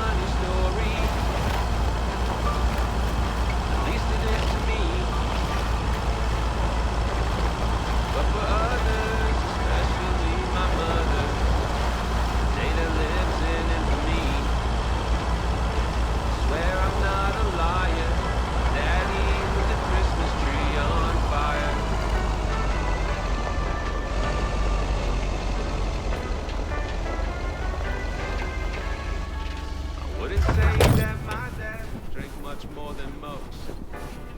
This time of year, you tend to double his dose. A belated Christmas gift? Maybe. The Yule log ain't the only thing burning that night. Hi, Thomas.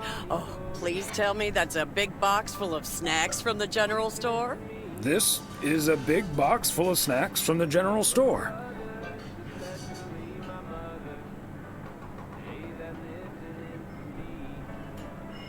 But without a discount on what's inside. No discount?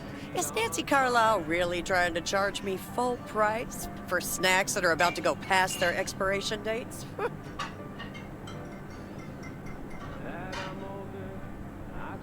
Yikes, that would be pretty sad. I can't believe people could be like that. That heartless creature. That sums her up pretty well. She always manages to drive me up a wall. I know I'm not the only one who feels this way about her. I'll stop bothering you now. I'll think of something, don't you worry. Now have you know the doctor just diagnosed me with a little something called PTCTFSD. That's post-traumatic Christmas tree fire stress disorder. It's a real thing. It's a funny story. At least it is to me. But for others, especially my mother, data lives in it for me. Swear I'm not a liar. Daddy, with the Christmas tree on fire.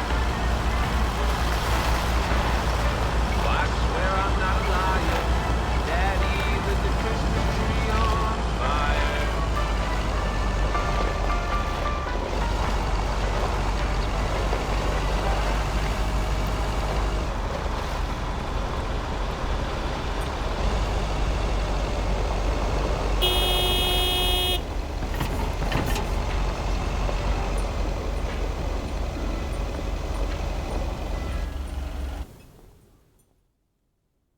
Hello, Thomas.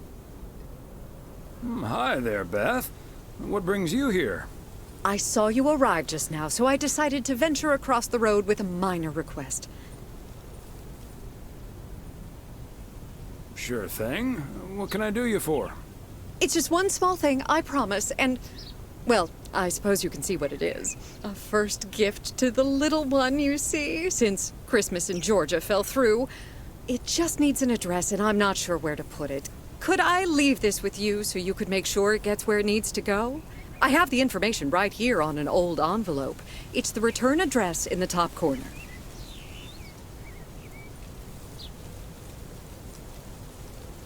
Of course, Beth. I can understand that labeling a package like this can seem daunting.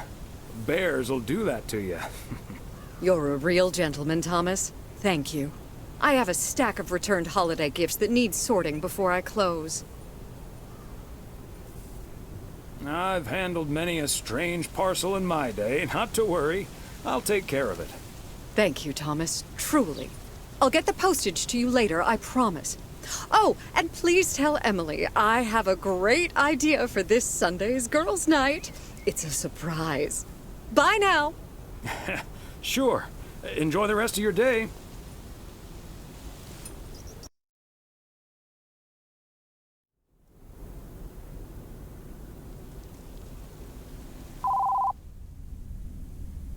Hello? Hi, Meredith. It's us. Your dad is standing right next to me. Hiya. Hi. Shouldn't you two be at Moe's right now? Yeah, we're about to jump in the car, but we wanted to share some exciting news with you. Oh, first things first, though. How was your Christmas? Well, I worked. And Tess and I made a Christmas meal you probably won't ever find in a cookbook. But we had a lovely evening. Thanks, Mom. Can I get the exciting news now, please? Okay, so your dad and I will fly into Florida this September. I won a sweepstakes. Get out of here. Wow, that's so awesome, Mom. Florida in September. Beats the PO weather, huh? Oh, sure does. Dad, are you excited as well? I sure am. Aren't you worried about flying there? Last time you came to visit, it took a few hours for that green tinge to leave your face. Oh, Meredith, don't make it worse than it was. Fine. Maybe he just boozed too much on the plane. Have you checked if the flight includes free cocktails? Best bring your flask, Dad, just in case.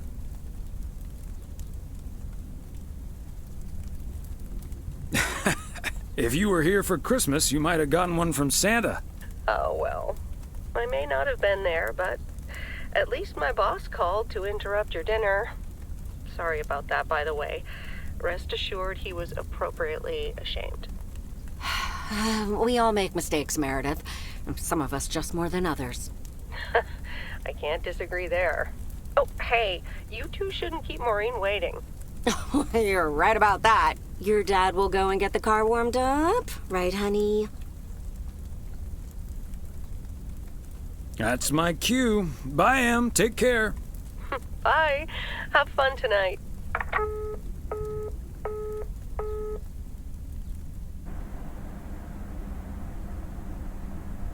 Thanks for getting the car all toasty for us, honey.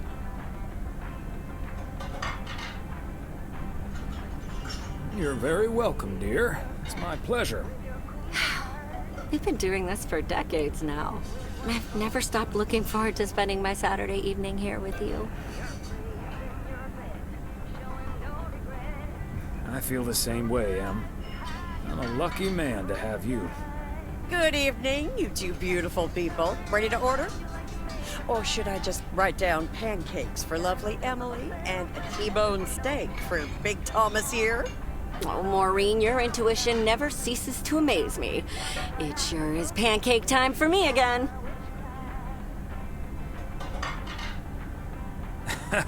Big Thomas would very much like that, Maureen. Thanks. You got it. Be right back, folks. Ashley, it's pancake time! And get the steaks out! This will never get old. But Beth making surprise plans and this Florida trip landing in our lap got me thinking a little bit. If we're getting close to being able to do whatever we feel like doing, does that mean we should stay in PO forever?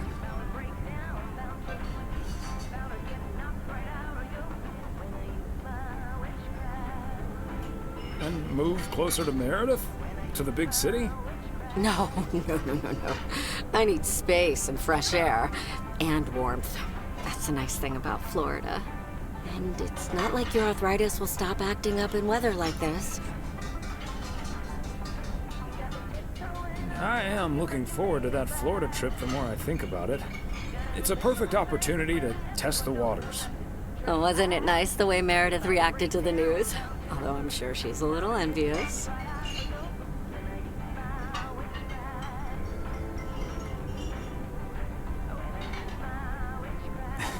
Yeah. When's the last time she had a few days off and left the big smoke? Okay, folks, while Ashley's busy in the kitchen, it's time to fill Moe in on a few details. A little birdie told me you two were off somewhere fancy. Maureen, I was planning on telling you and the girls all about it tomorrow evening. But I'm sure you've also heard it's Florida in September. Florida in September. Oh, imagine that. Oh, I'm so happy for you two. Thanks, Maureen.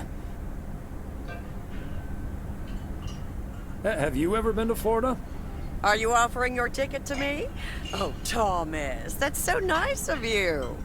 Nice try, Maureen. Nice try. But the only one sitting next to me on that plane is my man. Are you totally sure about that, though?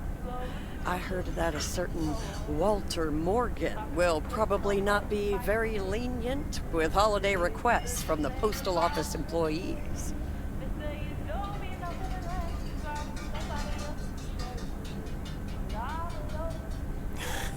Morgan. His bark is always worse than his bite. If Walter Morgan gets in the way of that, I'll get in his way. I don't think I'm supposed to actually run a bar, but sure, alright. Oh, that means dinner's almost ready. Be right back, folks. See, things like this, they bother me sometimes. Maureen's a sweetheart, but it's almost impossible to have a private life here. That sure is true.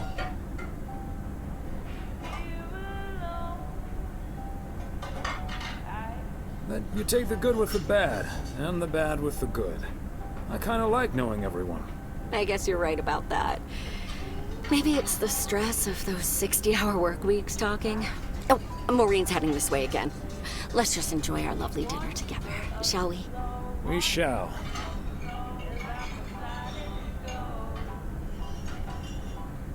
Have I already told you that you look wonderful tonight? Look alive, folks. 2 plates of the good stuff.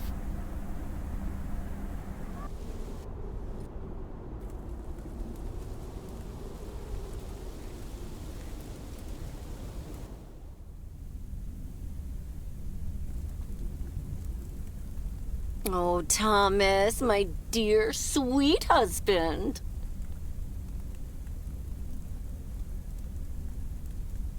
I know that tone. You've got a chore for me, don't you, Em? Yes, I'm sorry to ask this of you on your Sunday off, but... Okay, Em, what needs doing? The motel called, and, well, the TV crew would very much like to rent some movies from the Flick Shack today. But I couldn't just let poor little Angie ferry them over in this weather, so... So you promise them I'd do it? Bingo! Would you, dear? Pretty please. Of course, Em. You've been so busy lately. It'll be my pleasure. Oh, thank you so much, darling. Tell you what, I'll make some extra tasty snacks for your poker night tonight. How's that? It's a deal. Thomas Weiss, as I live and breathe. What in tarnation are you doing out and about in the mail truck on a Sunday?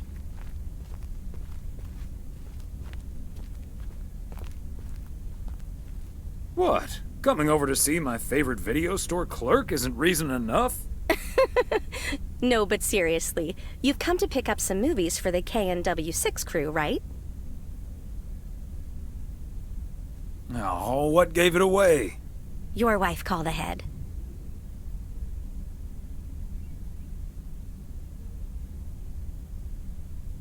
Happy to do it for Emily.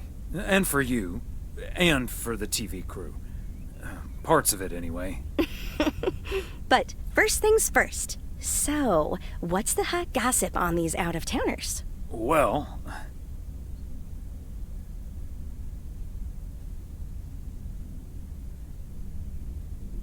Connor Price is the star of the show, of course.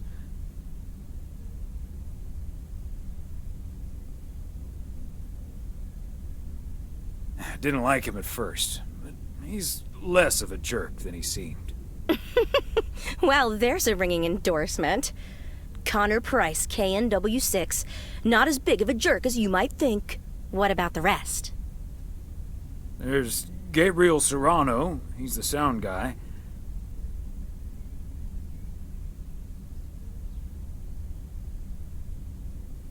Maureen seems to think he has a crush on Ilsa Richter. Yeah, that may well be mutual. So anyway, let's get down to brass tacks. According to Emily, our intrepid reporters have 2 rooms equipped with VCRs between them. One for Connor Price, KNW6, and one for Ilsa Richter. Great. I know what we should get for Connor.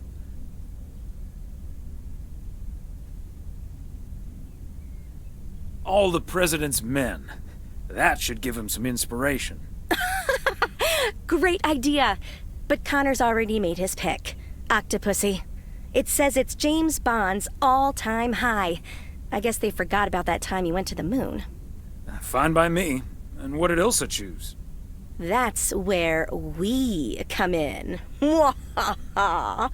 See, she wants us to pick the movie she'll be watching with her colleague, Gabriel.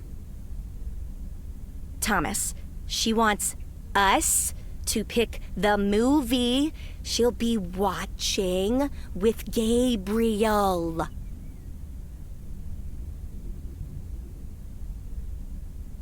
We can play matchmaker by picking something romantic. Got it. Exactly. Guide Cupid's arrows, so to speak. After all, 'tis the season.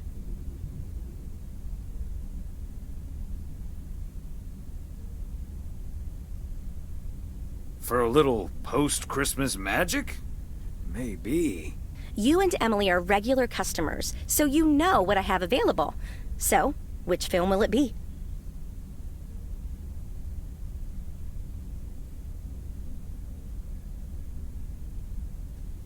Let's go with Love Story. Or is that too on the nose?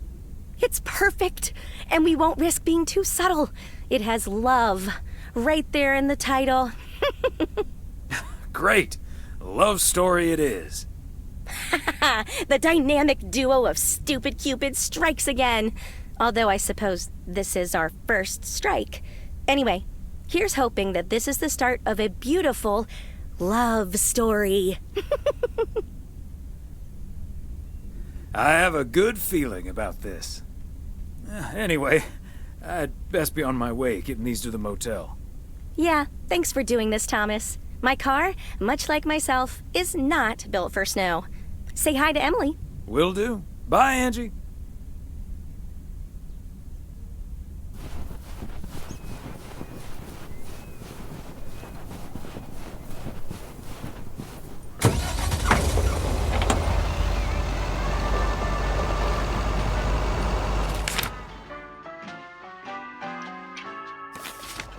Before the big day, and I could barely sleep. House was so quiet, I could hear my heartbeat. Then I heard a rumble. I wondered, oh, could this be famous Batman coming down the chimney? I cracked open my door to catch a glimpse of Saint Nick. Hardly see a thing. The smoke was so thick. The driveway filled with flashing red and blue lights. Santa traded sleighing for a fire truck tonight. Oh, it's a funny story. At least it is to me. But for others, especially my mother, the data lives in infamy. I swear I'm not a liar. Daddy lit the Christmas tree on fire.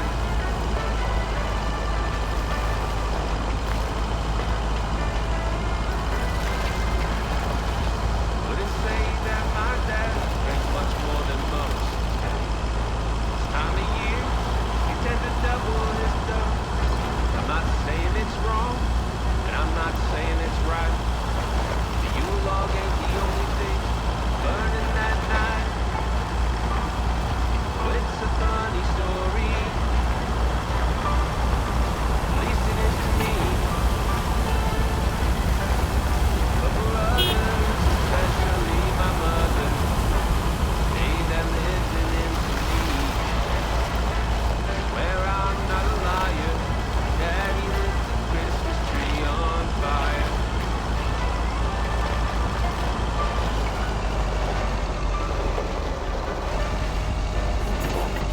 Now that I'm older and I've settled down, it's late December, there's no tree to be found. Plus it helps, I married a Jew, and now she wants a Christmas tree. What am I to do? Well, I told Special delivery. this would matter.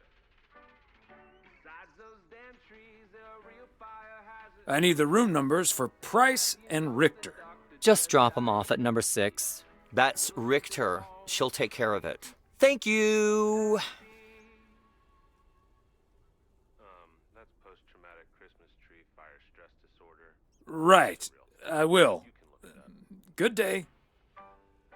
It's a funny story. At least it is to me. But for others, especially my mother, the day that lives in infamy. I swear I'm not a liar.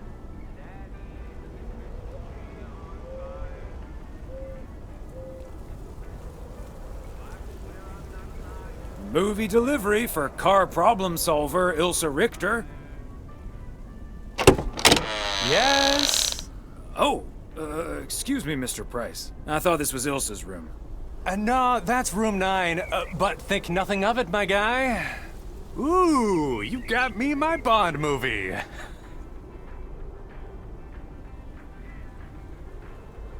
Yes, sir. Apparently it's James Bond's all-time high. Love it. You know, Moore's an even better 007 than Connery. He just oozes that classy British wit. Thank you so much.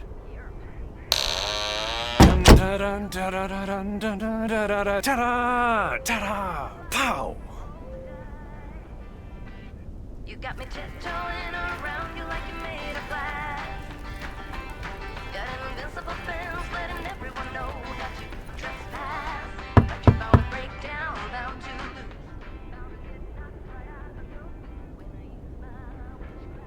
A movie delivery for Ilsa Richter. Yay! Good to see you, Thomas. So, what movie did you and Angie pick for me and Gabe? Here you go. Love story. Haven't seen this one. What's it about? Tennis?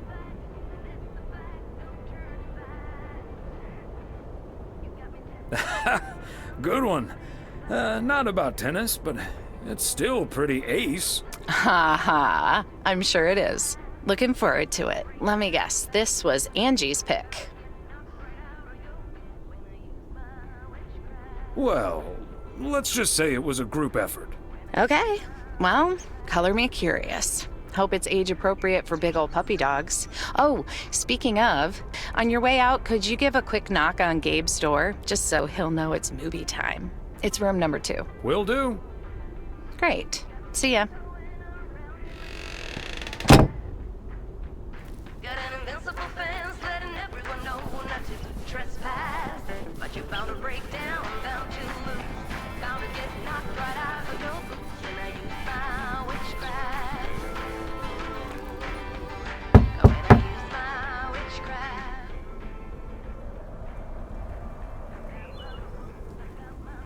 It's movie time, Gabe.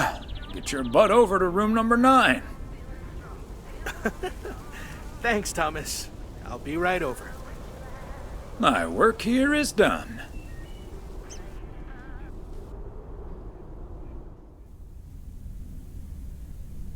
Okay, Ben. Question for you. Do you have that ace or not? You don't have to say yes or no. Just say anything. All I need to hear is one word from you to know if you're bluffing. Nothing? Not even a twitch or a blink? All right, I'll do the talking. I'm all in. Call.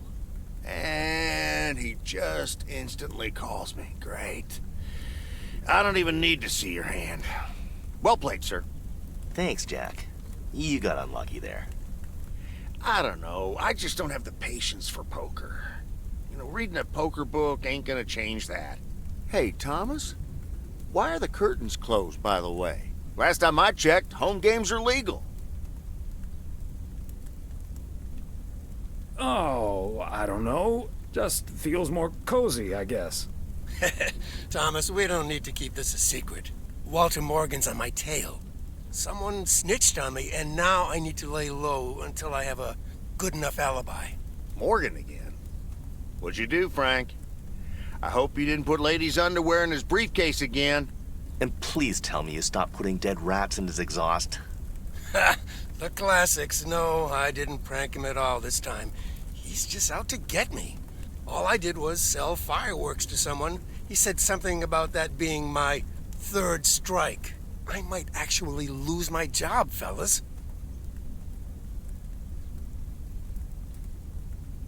Don't you think he's bluffing, Frank? I'm afraid not, Thomas.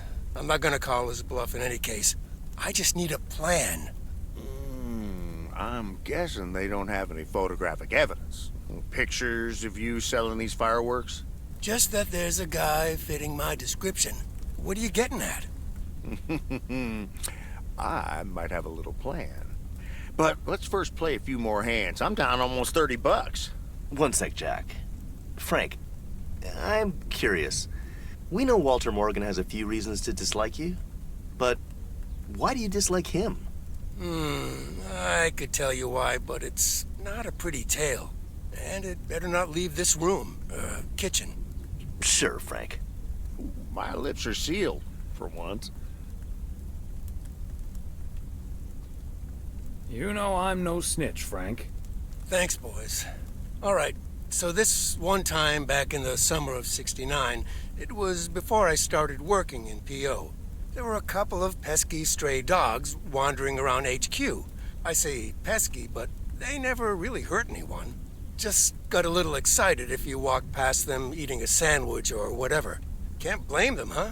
They were hungry, even though I fed them every now and then. Morgan found out, of course, and after one complaint too many, he took matters into his own hands, or should I say, feet. He lured a couple of them behind his car, and before I knew what was going on, it was too late. I heard a loud and gut-wrenching howl. I saw two dogs run away, and Smokey, my favorite one, limped after them. It's the last time I ever saw those sweet dogs. Then Walter Morgan looked me straight in the eye with a smug grin on his face, and he said, "This is how you do a proper job, Frank." I can still see that grin when I close my eyes. Okay, that does it.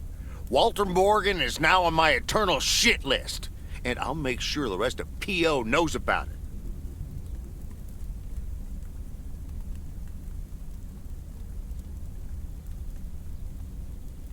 Walter fricking Morgan. Your pranks were way too soft, Frank. We need to take it to the next level. What a despicable human being. I can't believe he did that. Well, he didn't. I was joking, of course. I don't really have a good reason for disliking Walter Morgan. That boring old pencil pusher just rubs me the wrong way. Damn it, Frank, you had us good. Okay, folks, ante up. Here we go again.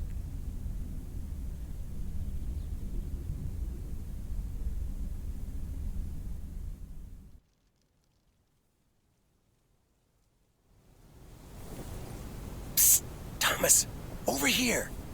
Hey, Frank. What are you doing there? I'm trying to stay out of sight. Looks like Morgan will be at the post office all day. Listen up. Jack and I cooked up a little plan. I'm sure Morgan will be gone soon. But I gotta get out of here now. You haven't seen me.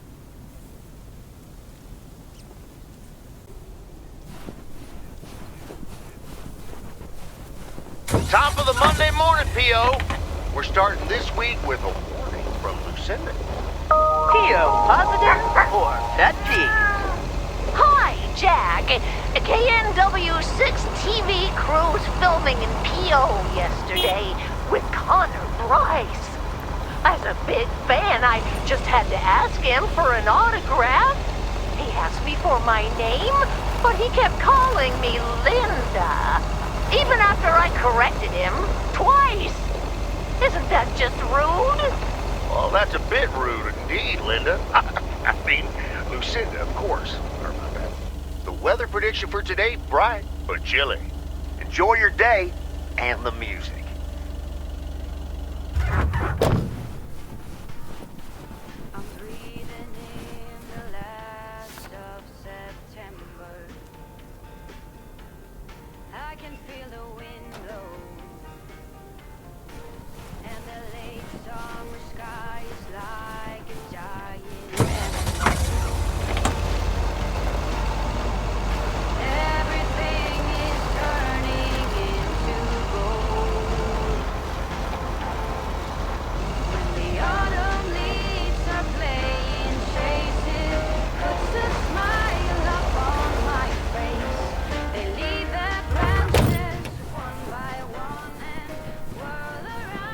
There we go.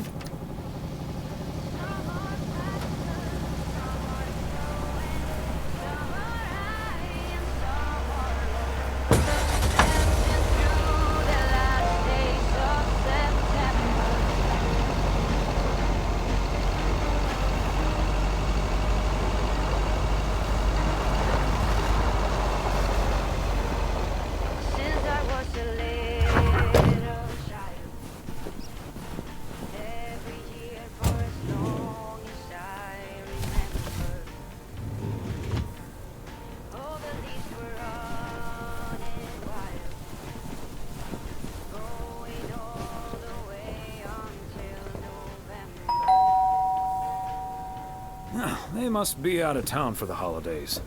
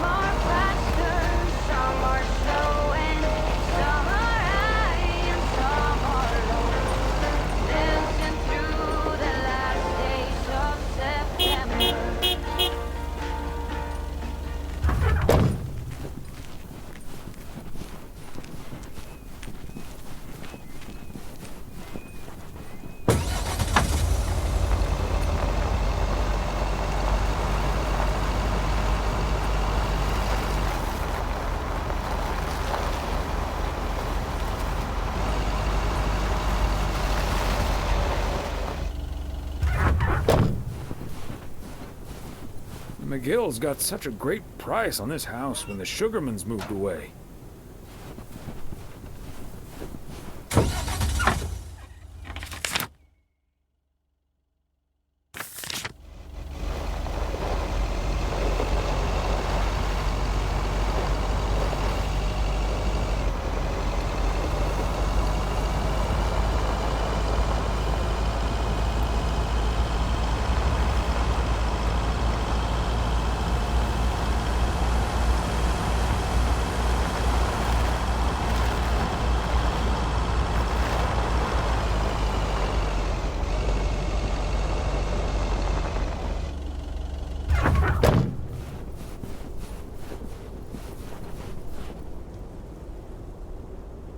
Oh, Thomas! Hello there!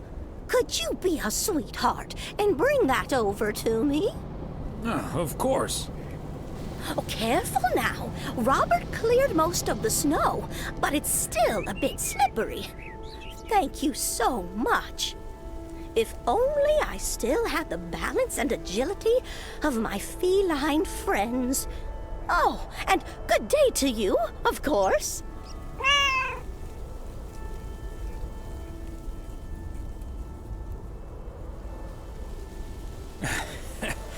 Good day to you too, Mildred. And Genevieve. Thomas, honestly, this isn't Genevieve. It's Mortimer. They look nothing alike. Isn't that right, Mortimer? Oh, pardon me. I can't quite keep track of all your cats. Well, I do have a lot of them, but not quite as many as there are streets in Providence Oaks.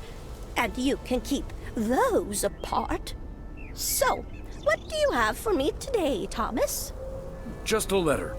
Let's see.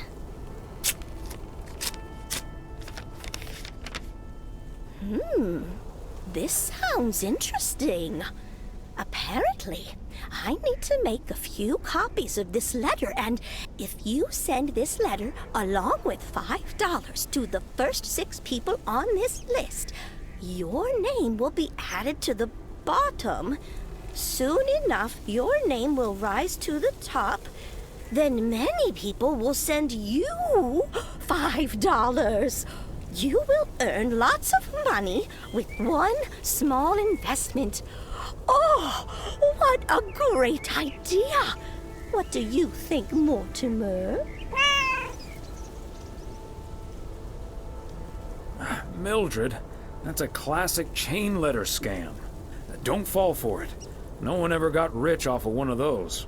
Well, except for the post office. Are you sure, Thomas? They make it sound so easy. They always do. But there's no such thing as a free lunch, sadly. $30 is quite a bit of money. I'll think about it. You do that, Mildred. See you at Moe's tomorrow night? Probably. Bye, dear.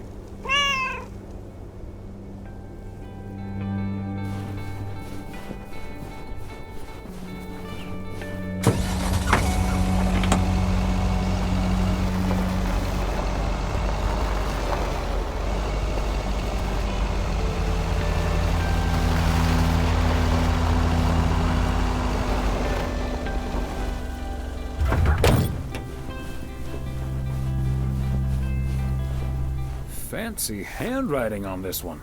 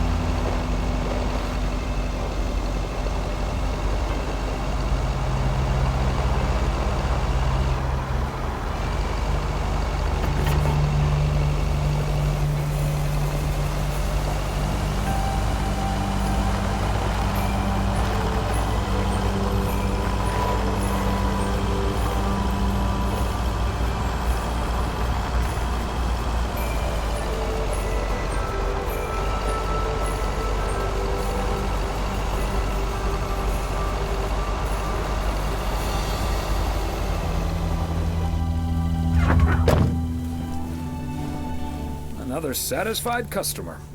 Unless it's Bill's.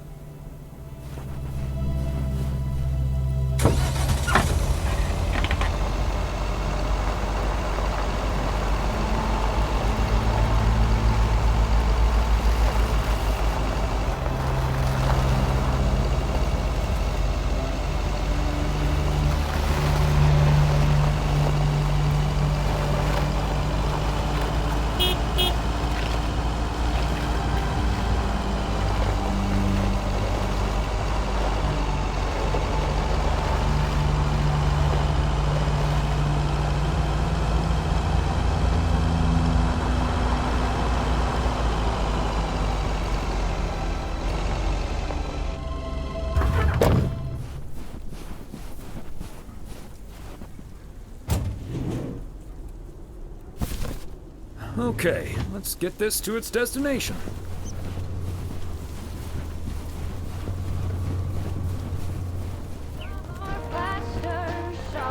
Hi there, ladies. Hi, Thomas. Hello, Thomas. Got a delivery for the diner, Kay. Great. Not from the general store, I see.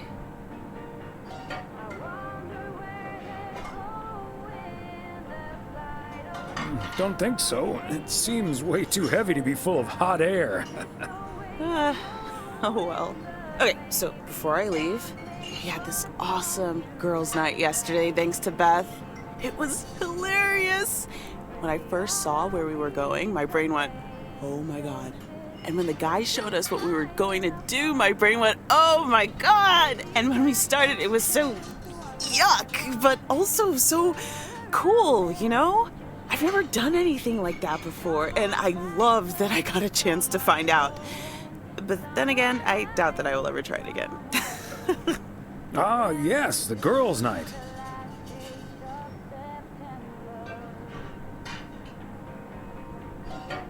What did you end up doing? We made haggis.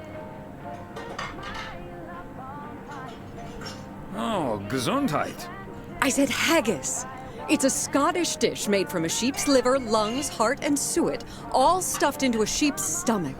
It's this fascinating traditional gourmet staple stemming from the 15th century, would you believe? Poems have been written about it.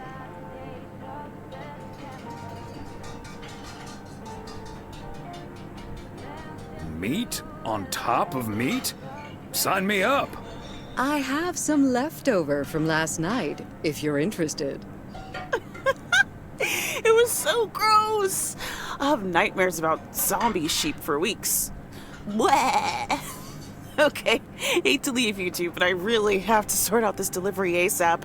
Maureen will go bananas. Talk soon. Thanks again for the great evening, Beth. Bye. Bye, Kay. Well, now, I really should get back to the grind as well. Those New Year's price reductions aren't going to fix themselves.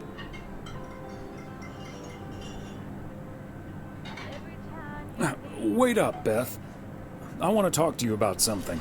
Oh? What's on your mind?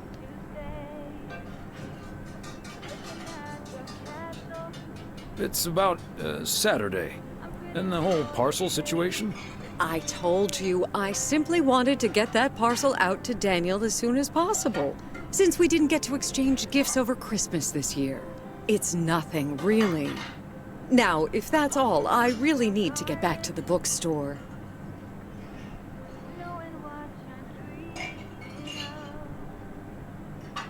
I don't mean to pry. I just want to make sure everything's good. What do you mean? Are you sure there's nothing wrong? Okay, you've got me. Can we sit down here for a bit? Heavens, I do feel a bit caught out. But I have to admit, it does warm my heart to know that I cannot fool my friends. Well, out with it, Beth. You see, it's my eyes, Thomas. I have glaucoma, which means my optic nerve is deteriorating. I found out a few months ago. Oh my gosh, Beth. That's terrible. Thank you. It was a bit of a shock at first. I haven't told Emily yet. Daniel knows. It's not that bad yet, but it's not getting any better either. The thing is, this kind of condition happens slowly. And I haven't been the fastest in getting it treated, but they can stabilize it. That's why I wasn't able to fix the parcel on my own last Saturday. And that's why I'm starting to miss a few details here and there when I'm in the store. Or asking for peas instead of beans at Christmas dinner with all of my friends of all places.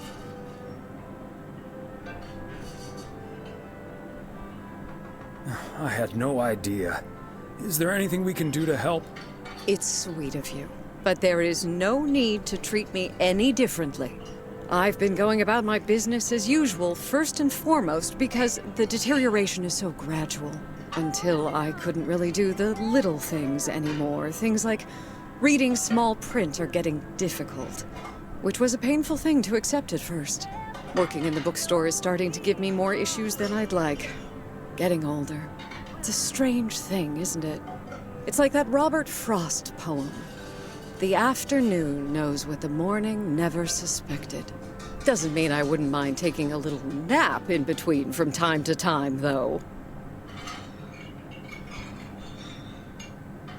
Is this why you're really leaving for Georgia?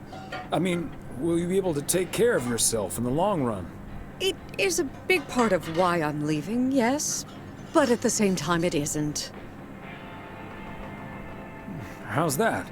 What I'm trying to say is, when you really look at it, in the end, it's not all bad. You see, every limit is a beginning as well as an ending, as T.S. Eliot puts it. For me, there's really no use dwelling too much on that limit. I can't change it anymore at this point anyway. But I do have a choice in how to deal with it. Plus, Georgia has a lot to offer: museums, social clubs, and most importantly, my family. If you look at it like that, getting older may still feel like a cursed time, surely, but I also see each new year as a gift. An opportunity to start new adventures, explore, and have more fun. You can't take something like that for granted.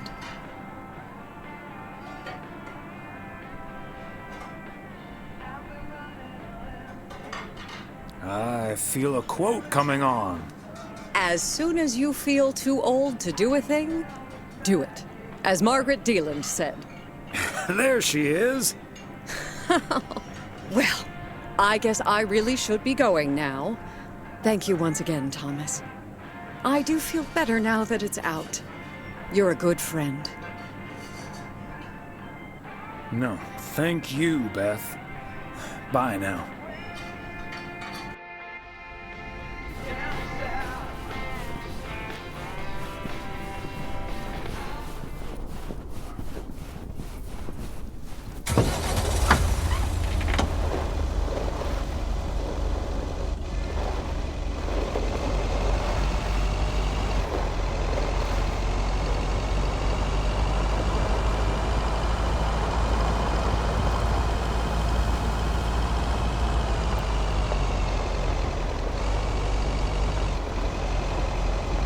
Bert's out of town for the holidays, but he did ask me to keep an eye on his place.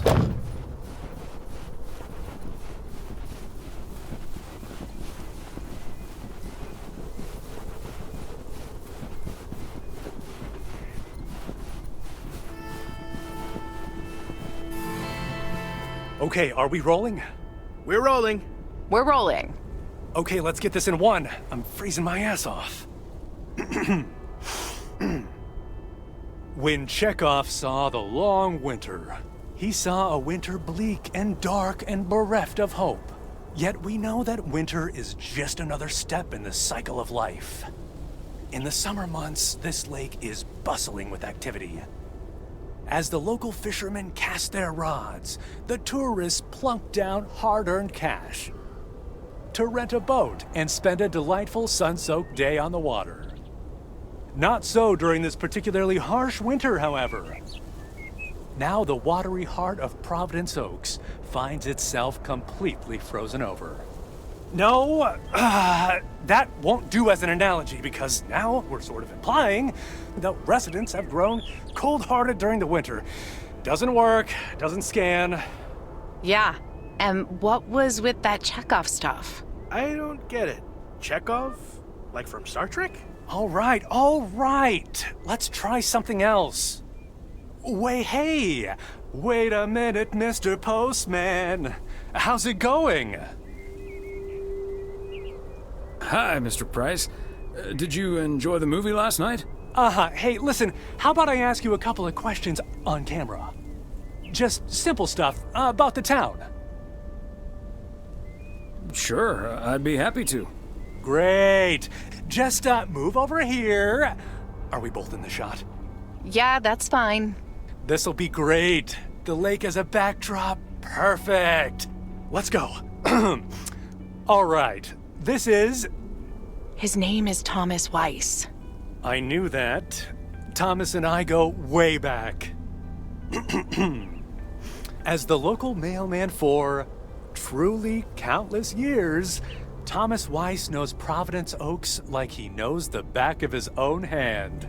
So, Mr. Weiss, how would you characterize this small, cold town and its warm inhabitants?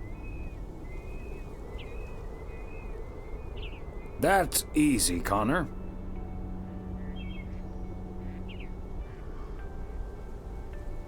Whether you're new in town or have lived here for ages, what's clear is this.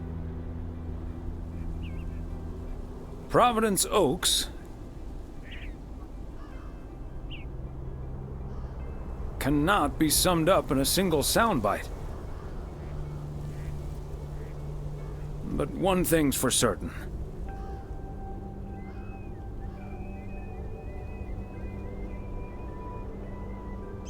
When the low winter sun hits that shimmering water just right, you realize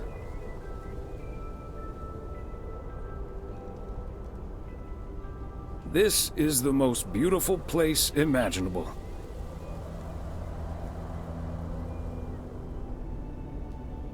And wherever you are, or whatever you face,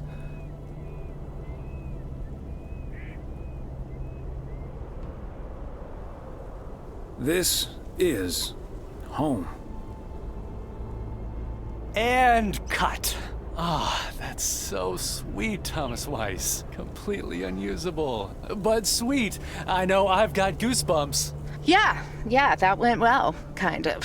Now, let's scout out the establishing shots at the far end of the pier. Let's go, Connor. Aye, aye, Captain. Gabe, you can take 5. My advice would be to take those 5 in the van, to reduce the risk of any further ass freezing off incidents. Noted. Thanks, Ilsa.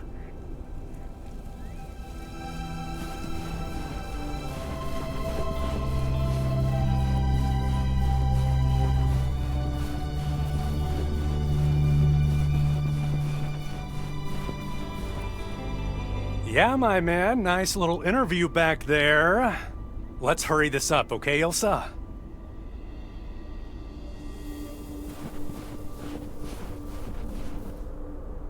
Just setting up some shots here. So beautiful. Oh, and thanks for your time, Thomas.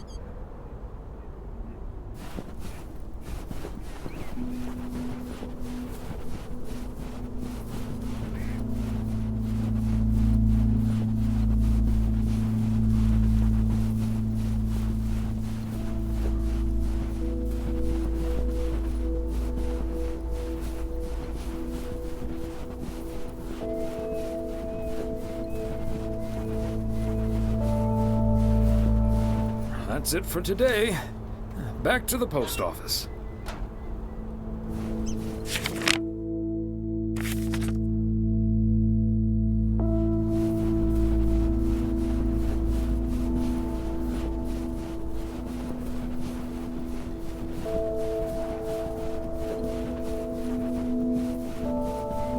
Mr. Weiss, Thomas, sir. Hi, Gabriel. What's up? Just that, well, we'll be ringing in the new year right here in Providence Oaks. So, my mom is shipping over my tuxedo. Can you make sure it arrives okay? She says she clearly marked the package Serrano Room 2. Oh, of course. Mailman's promise. So, how did you and Ilsa like the movie? Oh man, it was beautiful. Heavy stuff, though. At the end, Ilsa totally had tears in her eyes. And, well, so did I. There is something else I wanted to ask you about. I guess I'm curious. How did you, like, woo your wife?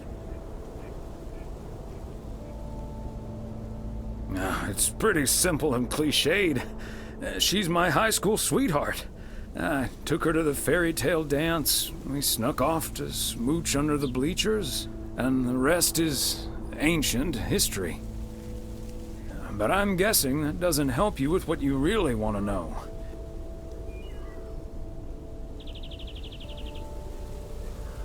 You want to know if you should make a move on Ilsa. Shh, keep it down. Don't mention her name.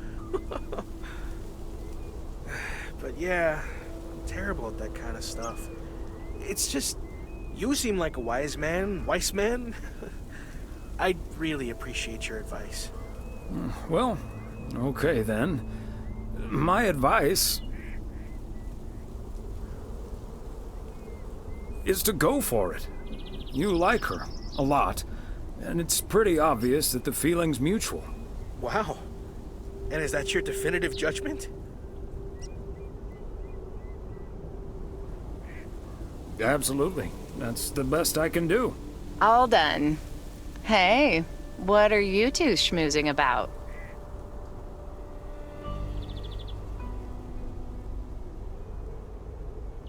Oh, we were discussing the delivery of Gabriel's New Year's Eve attire.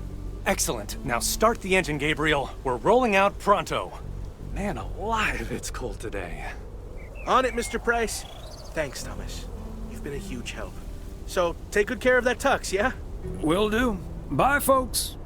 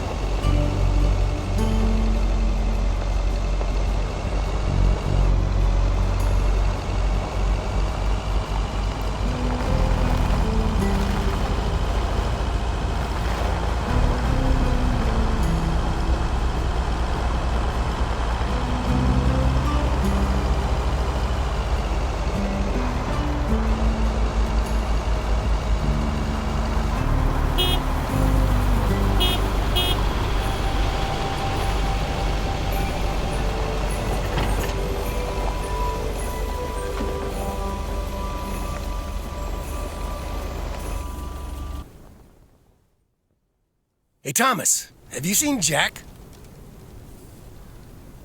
Nope, I haven't, Frank. How did it go with Morgan? Didn't happen, yet.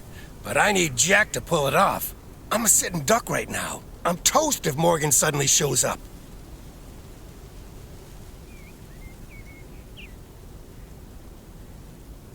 Yikes. Maybe I can help out? Good afternoon, gentlemen. Sorry for interrupting your conversation. Mr. Coleman, I see you've managed to be present at the job position you're currently holding. I think it's time you and I had a little chat inside the office. Mr. Morgan, it's so good to see you again. A little chat sounds wonderful. But I'm afraid there's an extremely urgent parcel I have to deliver right now. So stay put, and I'll be back in about 30 minutes. You can stay right here, Frank. I'm sure Mr. Weiss would be happy to deliver that package for you. Right, Thomas?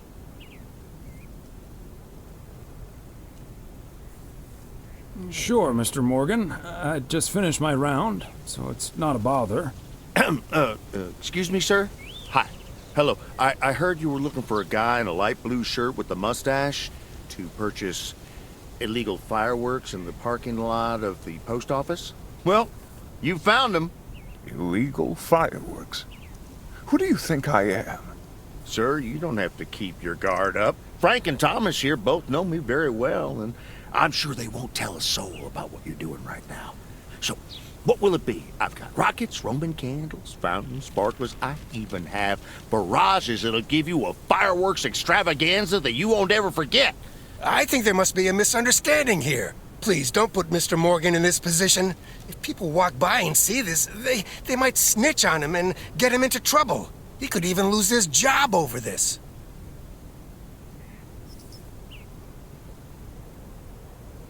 I don't think Mr. Morgan is interested in buying fireworks, to be honest.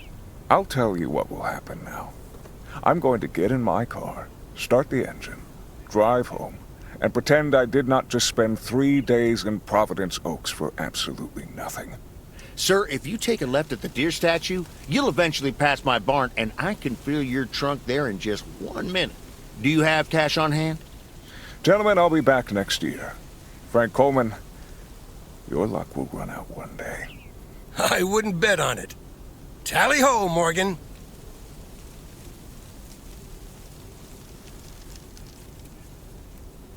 Great job, fellas. Morgan will be cursing all the way home. If you can't stand the heat, stay out of the kitchen. Thanks, guys. I owe you one.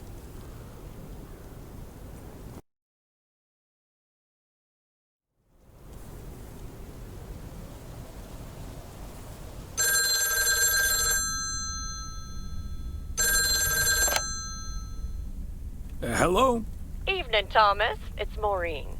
Oh, hi, Maureen. If you're looking for Emily, she's at the motel right now. I was actually looking for you, Thomas.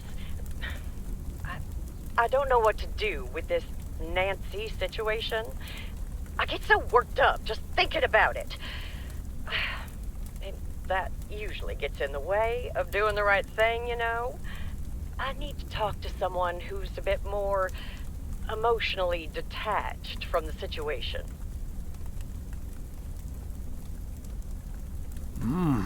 How can I help you, Maureen? Simply put, I don't know if I should give in to that Nancy Carlisle and her overpriced snacks, or tell that woman to take a hike. But then we'll end up with a lackluster New Year's Eve party.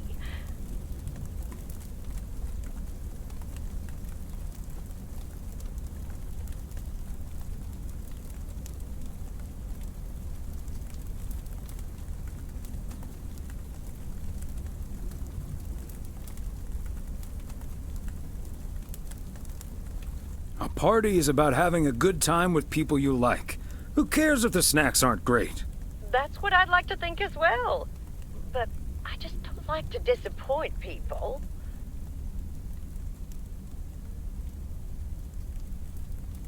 It may not be the perfect party, but people will understand that you had to draw a line in the sand. I think you're on to something there, Thomas. I'm not yet totally sure what I'm gonna do, but at least my mind's at ease now. Thanks for lending me your ear and advice. You're a doll.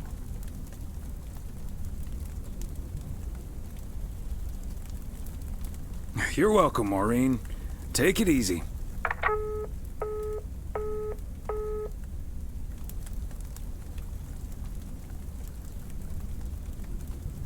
From 1912 to 1948, architecture was an Olympic discipline.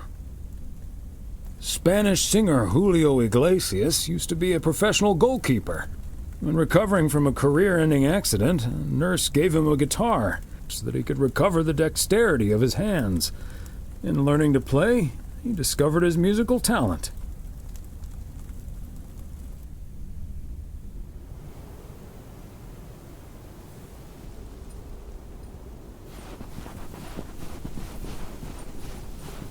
Good morning, P.O. I'm starting today with the weather forecast. It will be bright and beautiful, Which brings us to the last PO positive or pet peeve of the year.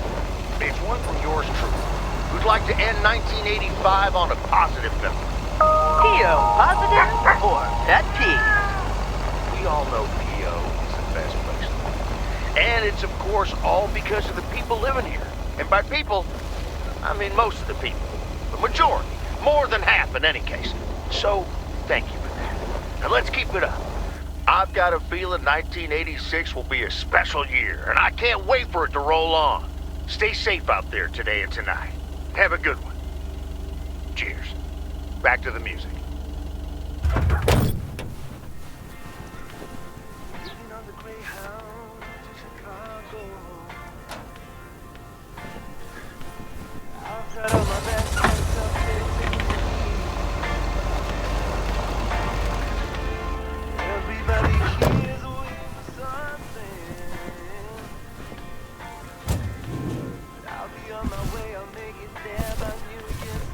Part and parcel.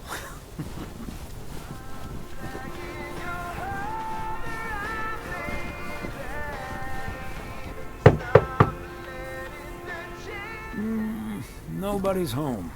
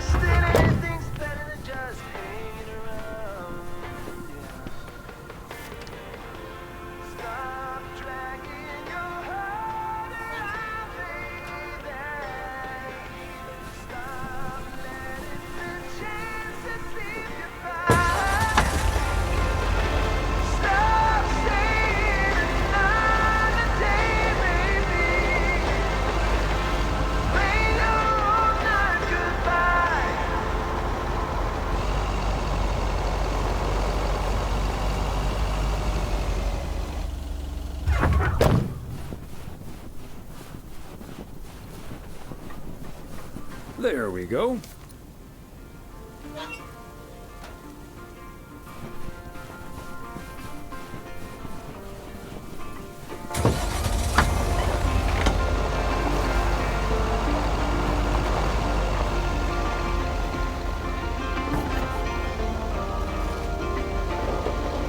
All these busy people hurrying along. They're not on the phone, they're all worried something's wrong. Making it important to be the first in line. So when the cookie crumbles, the best piece they will find. Oh, we're racing to a red light. It's right there before eyes. Somehow hidden in plain sight. We are racing to a red light.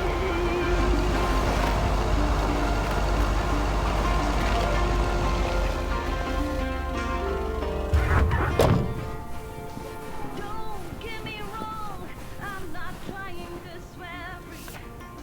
Just as bad as you, and sometimes words you see. But all is crazy, right? I'm looking for the breaks. Come join me in the search. I think that's what it takes.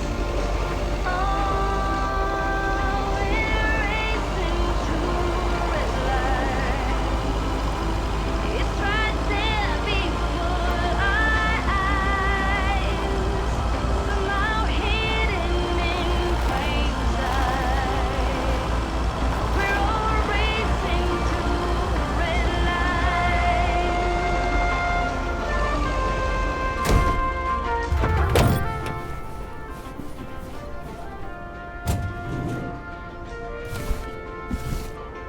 A belated Christmas gift? Maybe.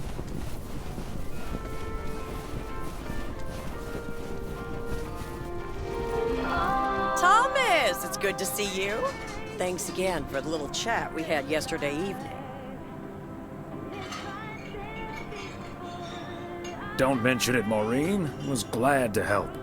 I think I've made the right decision. But I guess some situations don't have a perfect solution.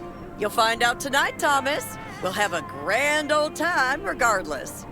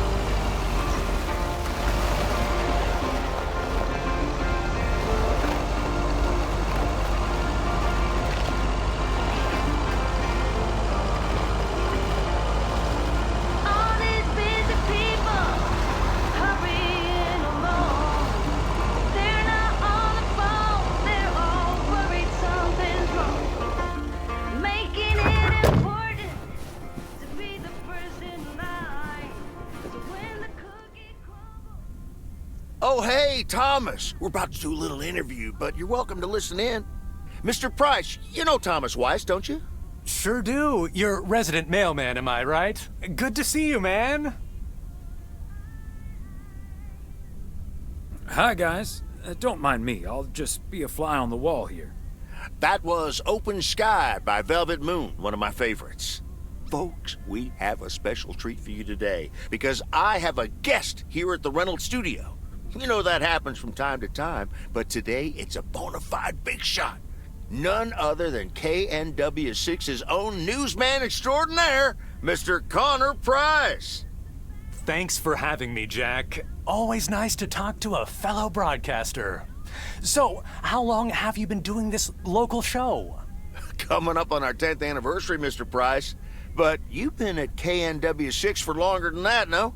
Yeah, it's been... Gosh, can you believe I started there way back in '66? As a segment producer on Portland Rise and Shine. Still remember the title of my first item, too.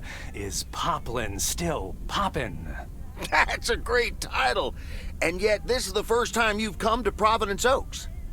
First time staying a while, at any rate. So, Mr. Reynolds, how would you describe this town? Well, I'd say it's a... Hey! Wait a minute. Who's interviewing who here? I'll ask the questions, thank you very much. Apologies, my friend. Just can't help myself. Always chasing the story, me. It's the commitment I've made to our viewers. The price guarantee. So, what stories are you chasing here in P.O.? Oh, you know, just trying to capture the old couleur locale. I must say, the people here are very friendly, and I hope the feeling's mutual. Right, Thomas? That's Thomas the mailman over there. But never mind, he's not mic'd.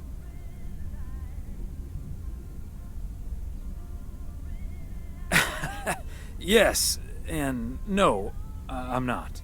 You don't say. Because we happen to have a little section called P.O. Positive or Pet Peeve. You might have heard of it? Can't say I have, but I do like the alliteration. Well, Lucinda Boyle called in a pet peeve yesterday, saying you were quite rude to her when she asked you for an autograph. Well, I'm sure that was a misunderstanding. See, I must have been on a really tight schedule, because otherwise I'd do anything for a fan. That's... The price guarantee, right? Sure. Anyway, we'll be back with Connor Price, KNW 6-star reporter, right after this. What the hell, Jack? Ambushing me like that live on air? Relax, just joshing you a little. But I'll let you plug the heck out of this Oregon Trail thing you're filming. How's that? We'll make sure everyone in town fully cooperates with your crew in the home stretch. Well, speaking of the home stretch, I better get back to my job as a serious broadcaster. It's been real, pal. Can you believe this guy? Sheesh.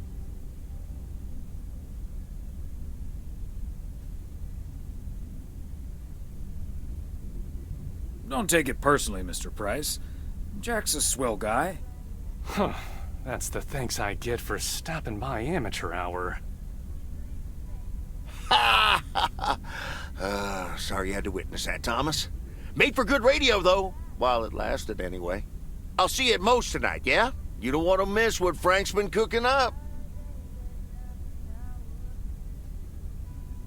Can't wait. See you there.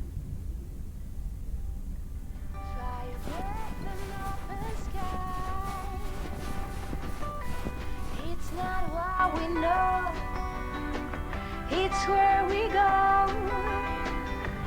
I grow wings and tell worry goodbye. It's not what we see, it's what we choose to be. We're beyond good, I've never been so ready. Fire breath and open sky. It's not what we know, it's where we go. I grow wings and tell worry goodbye. Oh, it's not what we see, it's what we choose to be. Fire breath and open sky. It's not what we know, it's where we go. I grow wings and tell worry goodbye. It's not what we see, it's what we choose to be.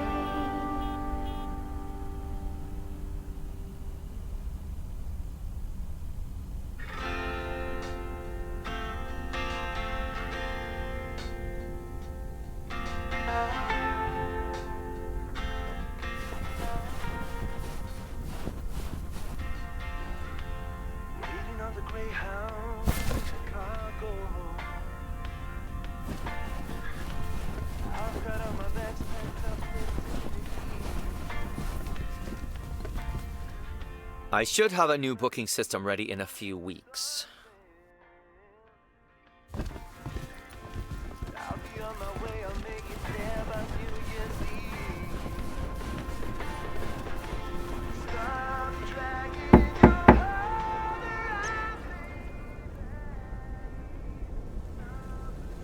P.O. Tuxedo Service. He's not in.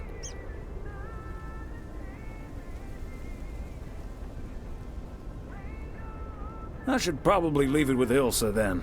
Room 9.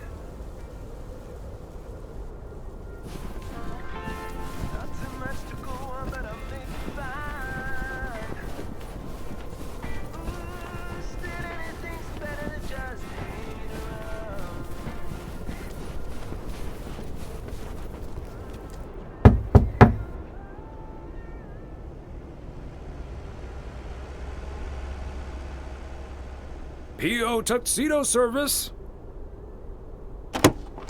Hi, Thomas. Oh, is that Gabriel's tux? Signed, sealed, delivered. That's the Weiss guarantee. Okay, I'll take care of it. Thanks. Right then, I'll... I'm feeling fine, I'm feeling strong. It won't take long. Ooh, when I do smile witchcraft. Ooh. When I do smile witchcraft. Ooh, yeah.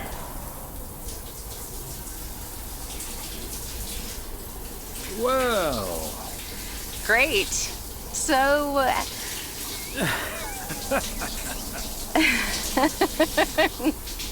See you tonight at the diner. Oh, and thank you. My pleasure, Ilsa.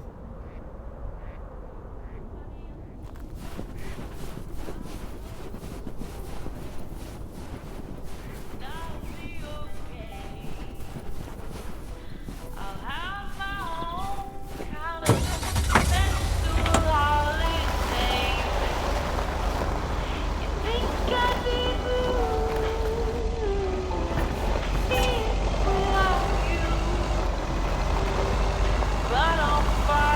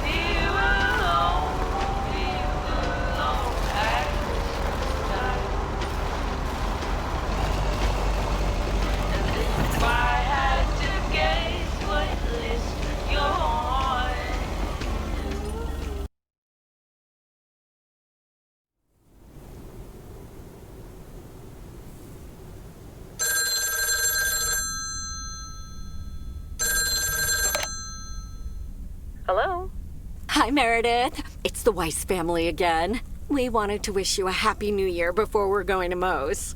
Hey, thanks. We've got a little over an hour left here before it's 1986. You'll watch out for those fireworks, won't you? They're so unpredictable. I will. I'll probably stay inside anyways. We've got 4 more hours to go, but Happy New Year! I'd rather be early than late. Oh, did you guys make the deadline? Thanks, Dad. Yep. And we're all a bit drained, but still in one piece. Some guys from the office were going to do a ER Kung Fu tournament, but I didn't feel like it. A Kung Fu tournament? On New Year's Eve? Yes, Mom, it's a video game. But Tess and I are going to watch Trading Places instead at my place. I think that New Year's Eve is overrated anyway. People seem to think it must be the best night of the year, but all you usually get is a lot of drama and a solid hangover. My New Year's resolution was not to make a big deal out of New Year's Eve anymore. And it looks like I'm not going to break it. But don't let that ruin your evening. I totally understand you, Meredith. My best New Year's Eve was actually one I spent all by myself. I don't know why, but that night I've never felt more at peace. And most parties aren't worth the hangover anyway. Maybe that's because you usually forget half of what happened. Sorry, Meredith. Your father's memory needs a little grease between the hinges. Like starting the car in time before going to Moe's? Bingo! Okay, guys, I won't hold you up. Have a great evening, and a Happy New Year. Love you.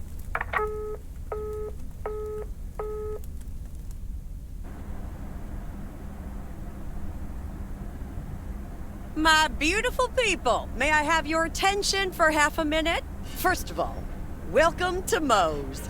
We're excited to celebrate the last few moments of 1985 together with you. It was quite an undertaking to host this New Year's Eve party at the last minute.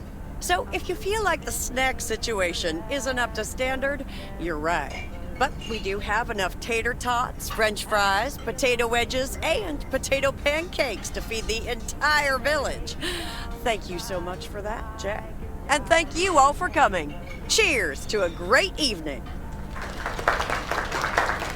Well, if it isn't my favorite KNW6 news team. In the flesh. Hi, Thomas.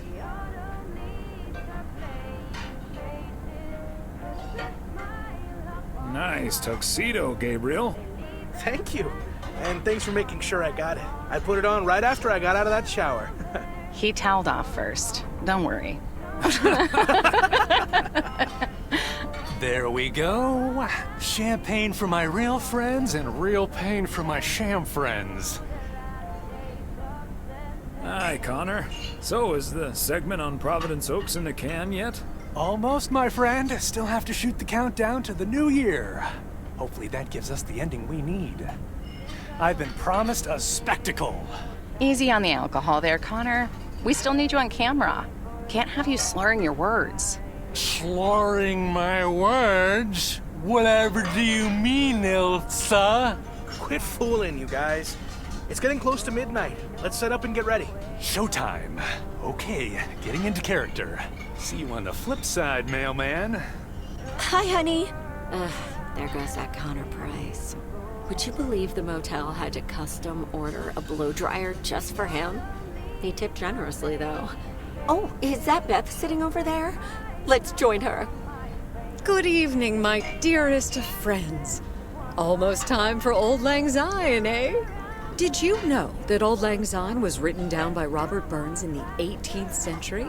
And that he based it on an old Scottish folk song? He wrote it to a different melody than the one we sing today, but I have to say, I do like this version. And it's often sung after a special dinner where haggis is served, would you believe?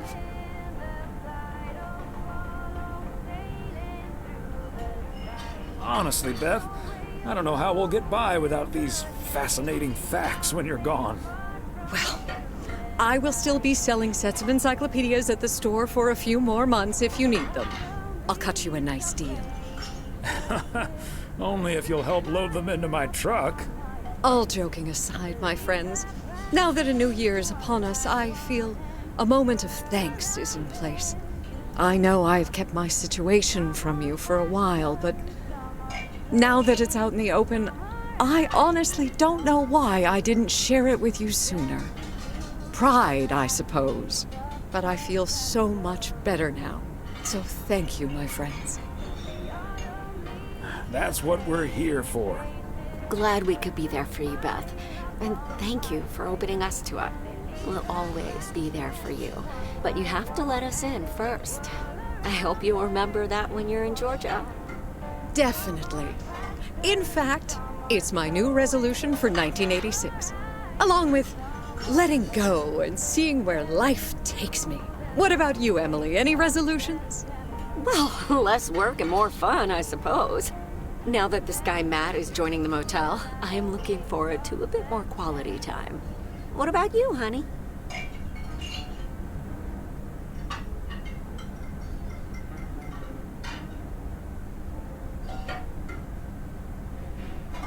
Another year with you is all I could ever hope for, dear. Oh, I love you too, Big Bear.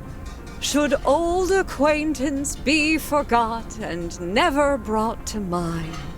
Well, whatever the future brings, this old acquaintance here will be hard-pressed to ever forget you two.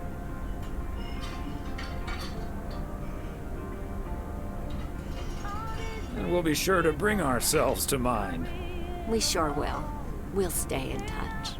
And like you said at Christmas dinner, even if the reasons for change are sometimes out of our hands, let's focus on the new beginnings that come along with them. And what better time for new beginnings than New Year's Eve? Attention, folks! It's showtime!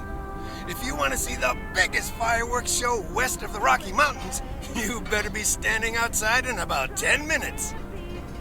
That's my cue. From a little spark may burst a flame, as Dante once put it. But I need to visit the ladies' room first, or I'll turn into a pumpkin. See you outside. Isn't she marvelous? I'm so happy for her, but I am going to miss Bethany. So will I.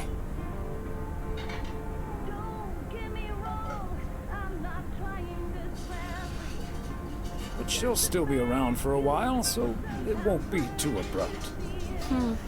It makes me feel a bit melancholic. Even more than I usually am on New Year's Eve. This odd feeling of looking back and forward at the same time, and now I'm doing that over a much longer period than just the coming and going of the year. I know what you mean, and there's nothing wrong with that. It's good to have something to look forward to. And we sure have something to look forward to, don't we? I guess that's what's most important in life. But let's enjoy the here and now instead. Our wise and beautiful daughter just taught us not to demand that this should be the best evening of the year. But we're allowed to try it, right? So this is where my speech ends, my dear husband. And now I need a glass of champagne. I'll drink to that, and to you, and all the good things the new year will bring us. Maureen, I need champagne. For me and my beautiful wife. You got it, sir. Just grab your glasses and join me in the bottle outside. It's less than a minute now. 20 seconds on go, Mr. Price. Go. And so, 1985 draws to a close. With mere seconds left in the year, I've been told this little lake town will strive to end 85 with a bang. In 10, 9, 8, 7, 6, 5, 4. Holy Toledo! Ilsa, are we getting this? Somebody check on Frank!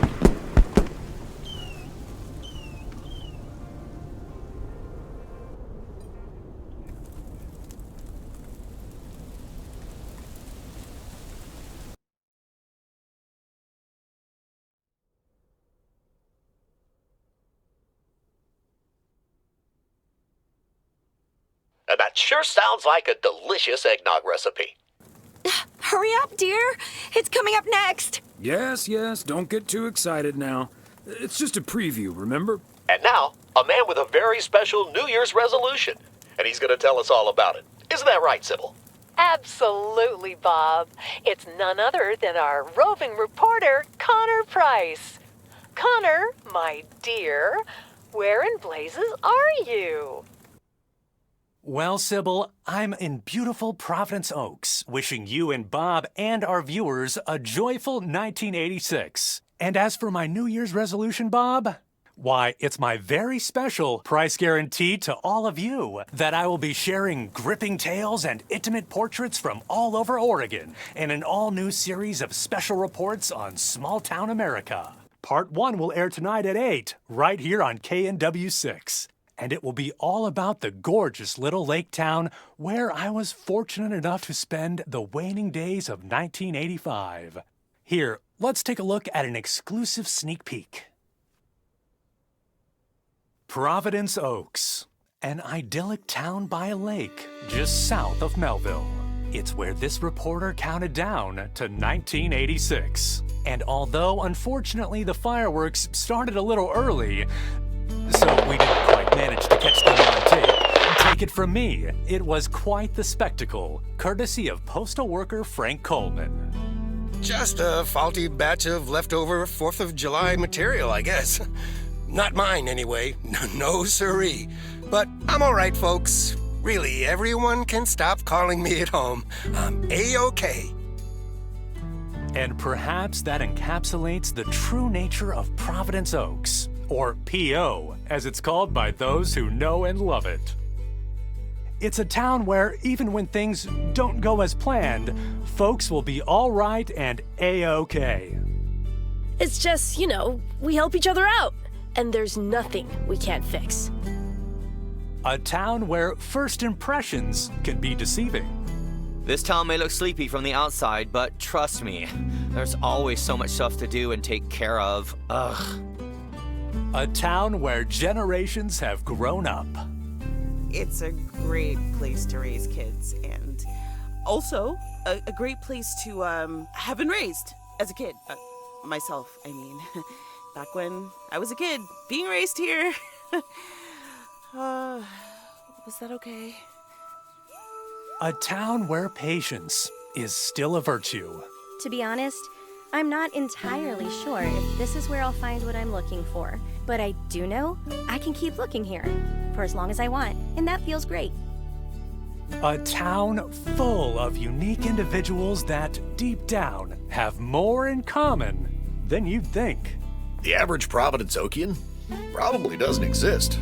We do tend to keep to ourselves until someone needs us. Then we show up. Always.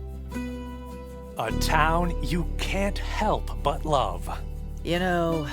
I just think it's the best place in the whole wide world. Sue me.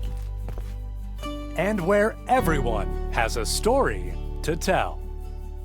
To me, it's all about the people. Because... Yes, well, leave it to the mailman to say it best. This is home. Indeed. Providence Oaks, like so many other places in our great state of Oregon, is a small town with a big heart. This is Connor Price, KNW6, P.O.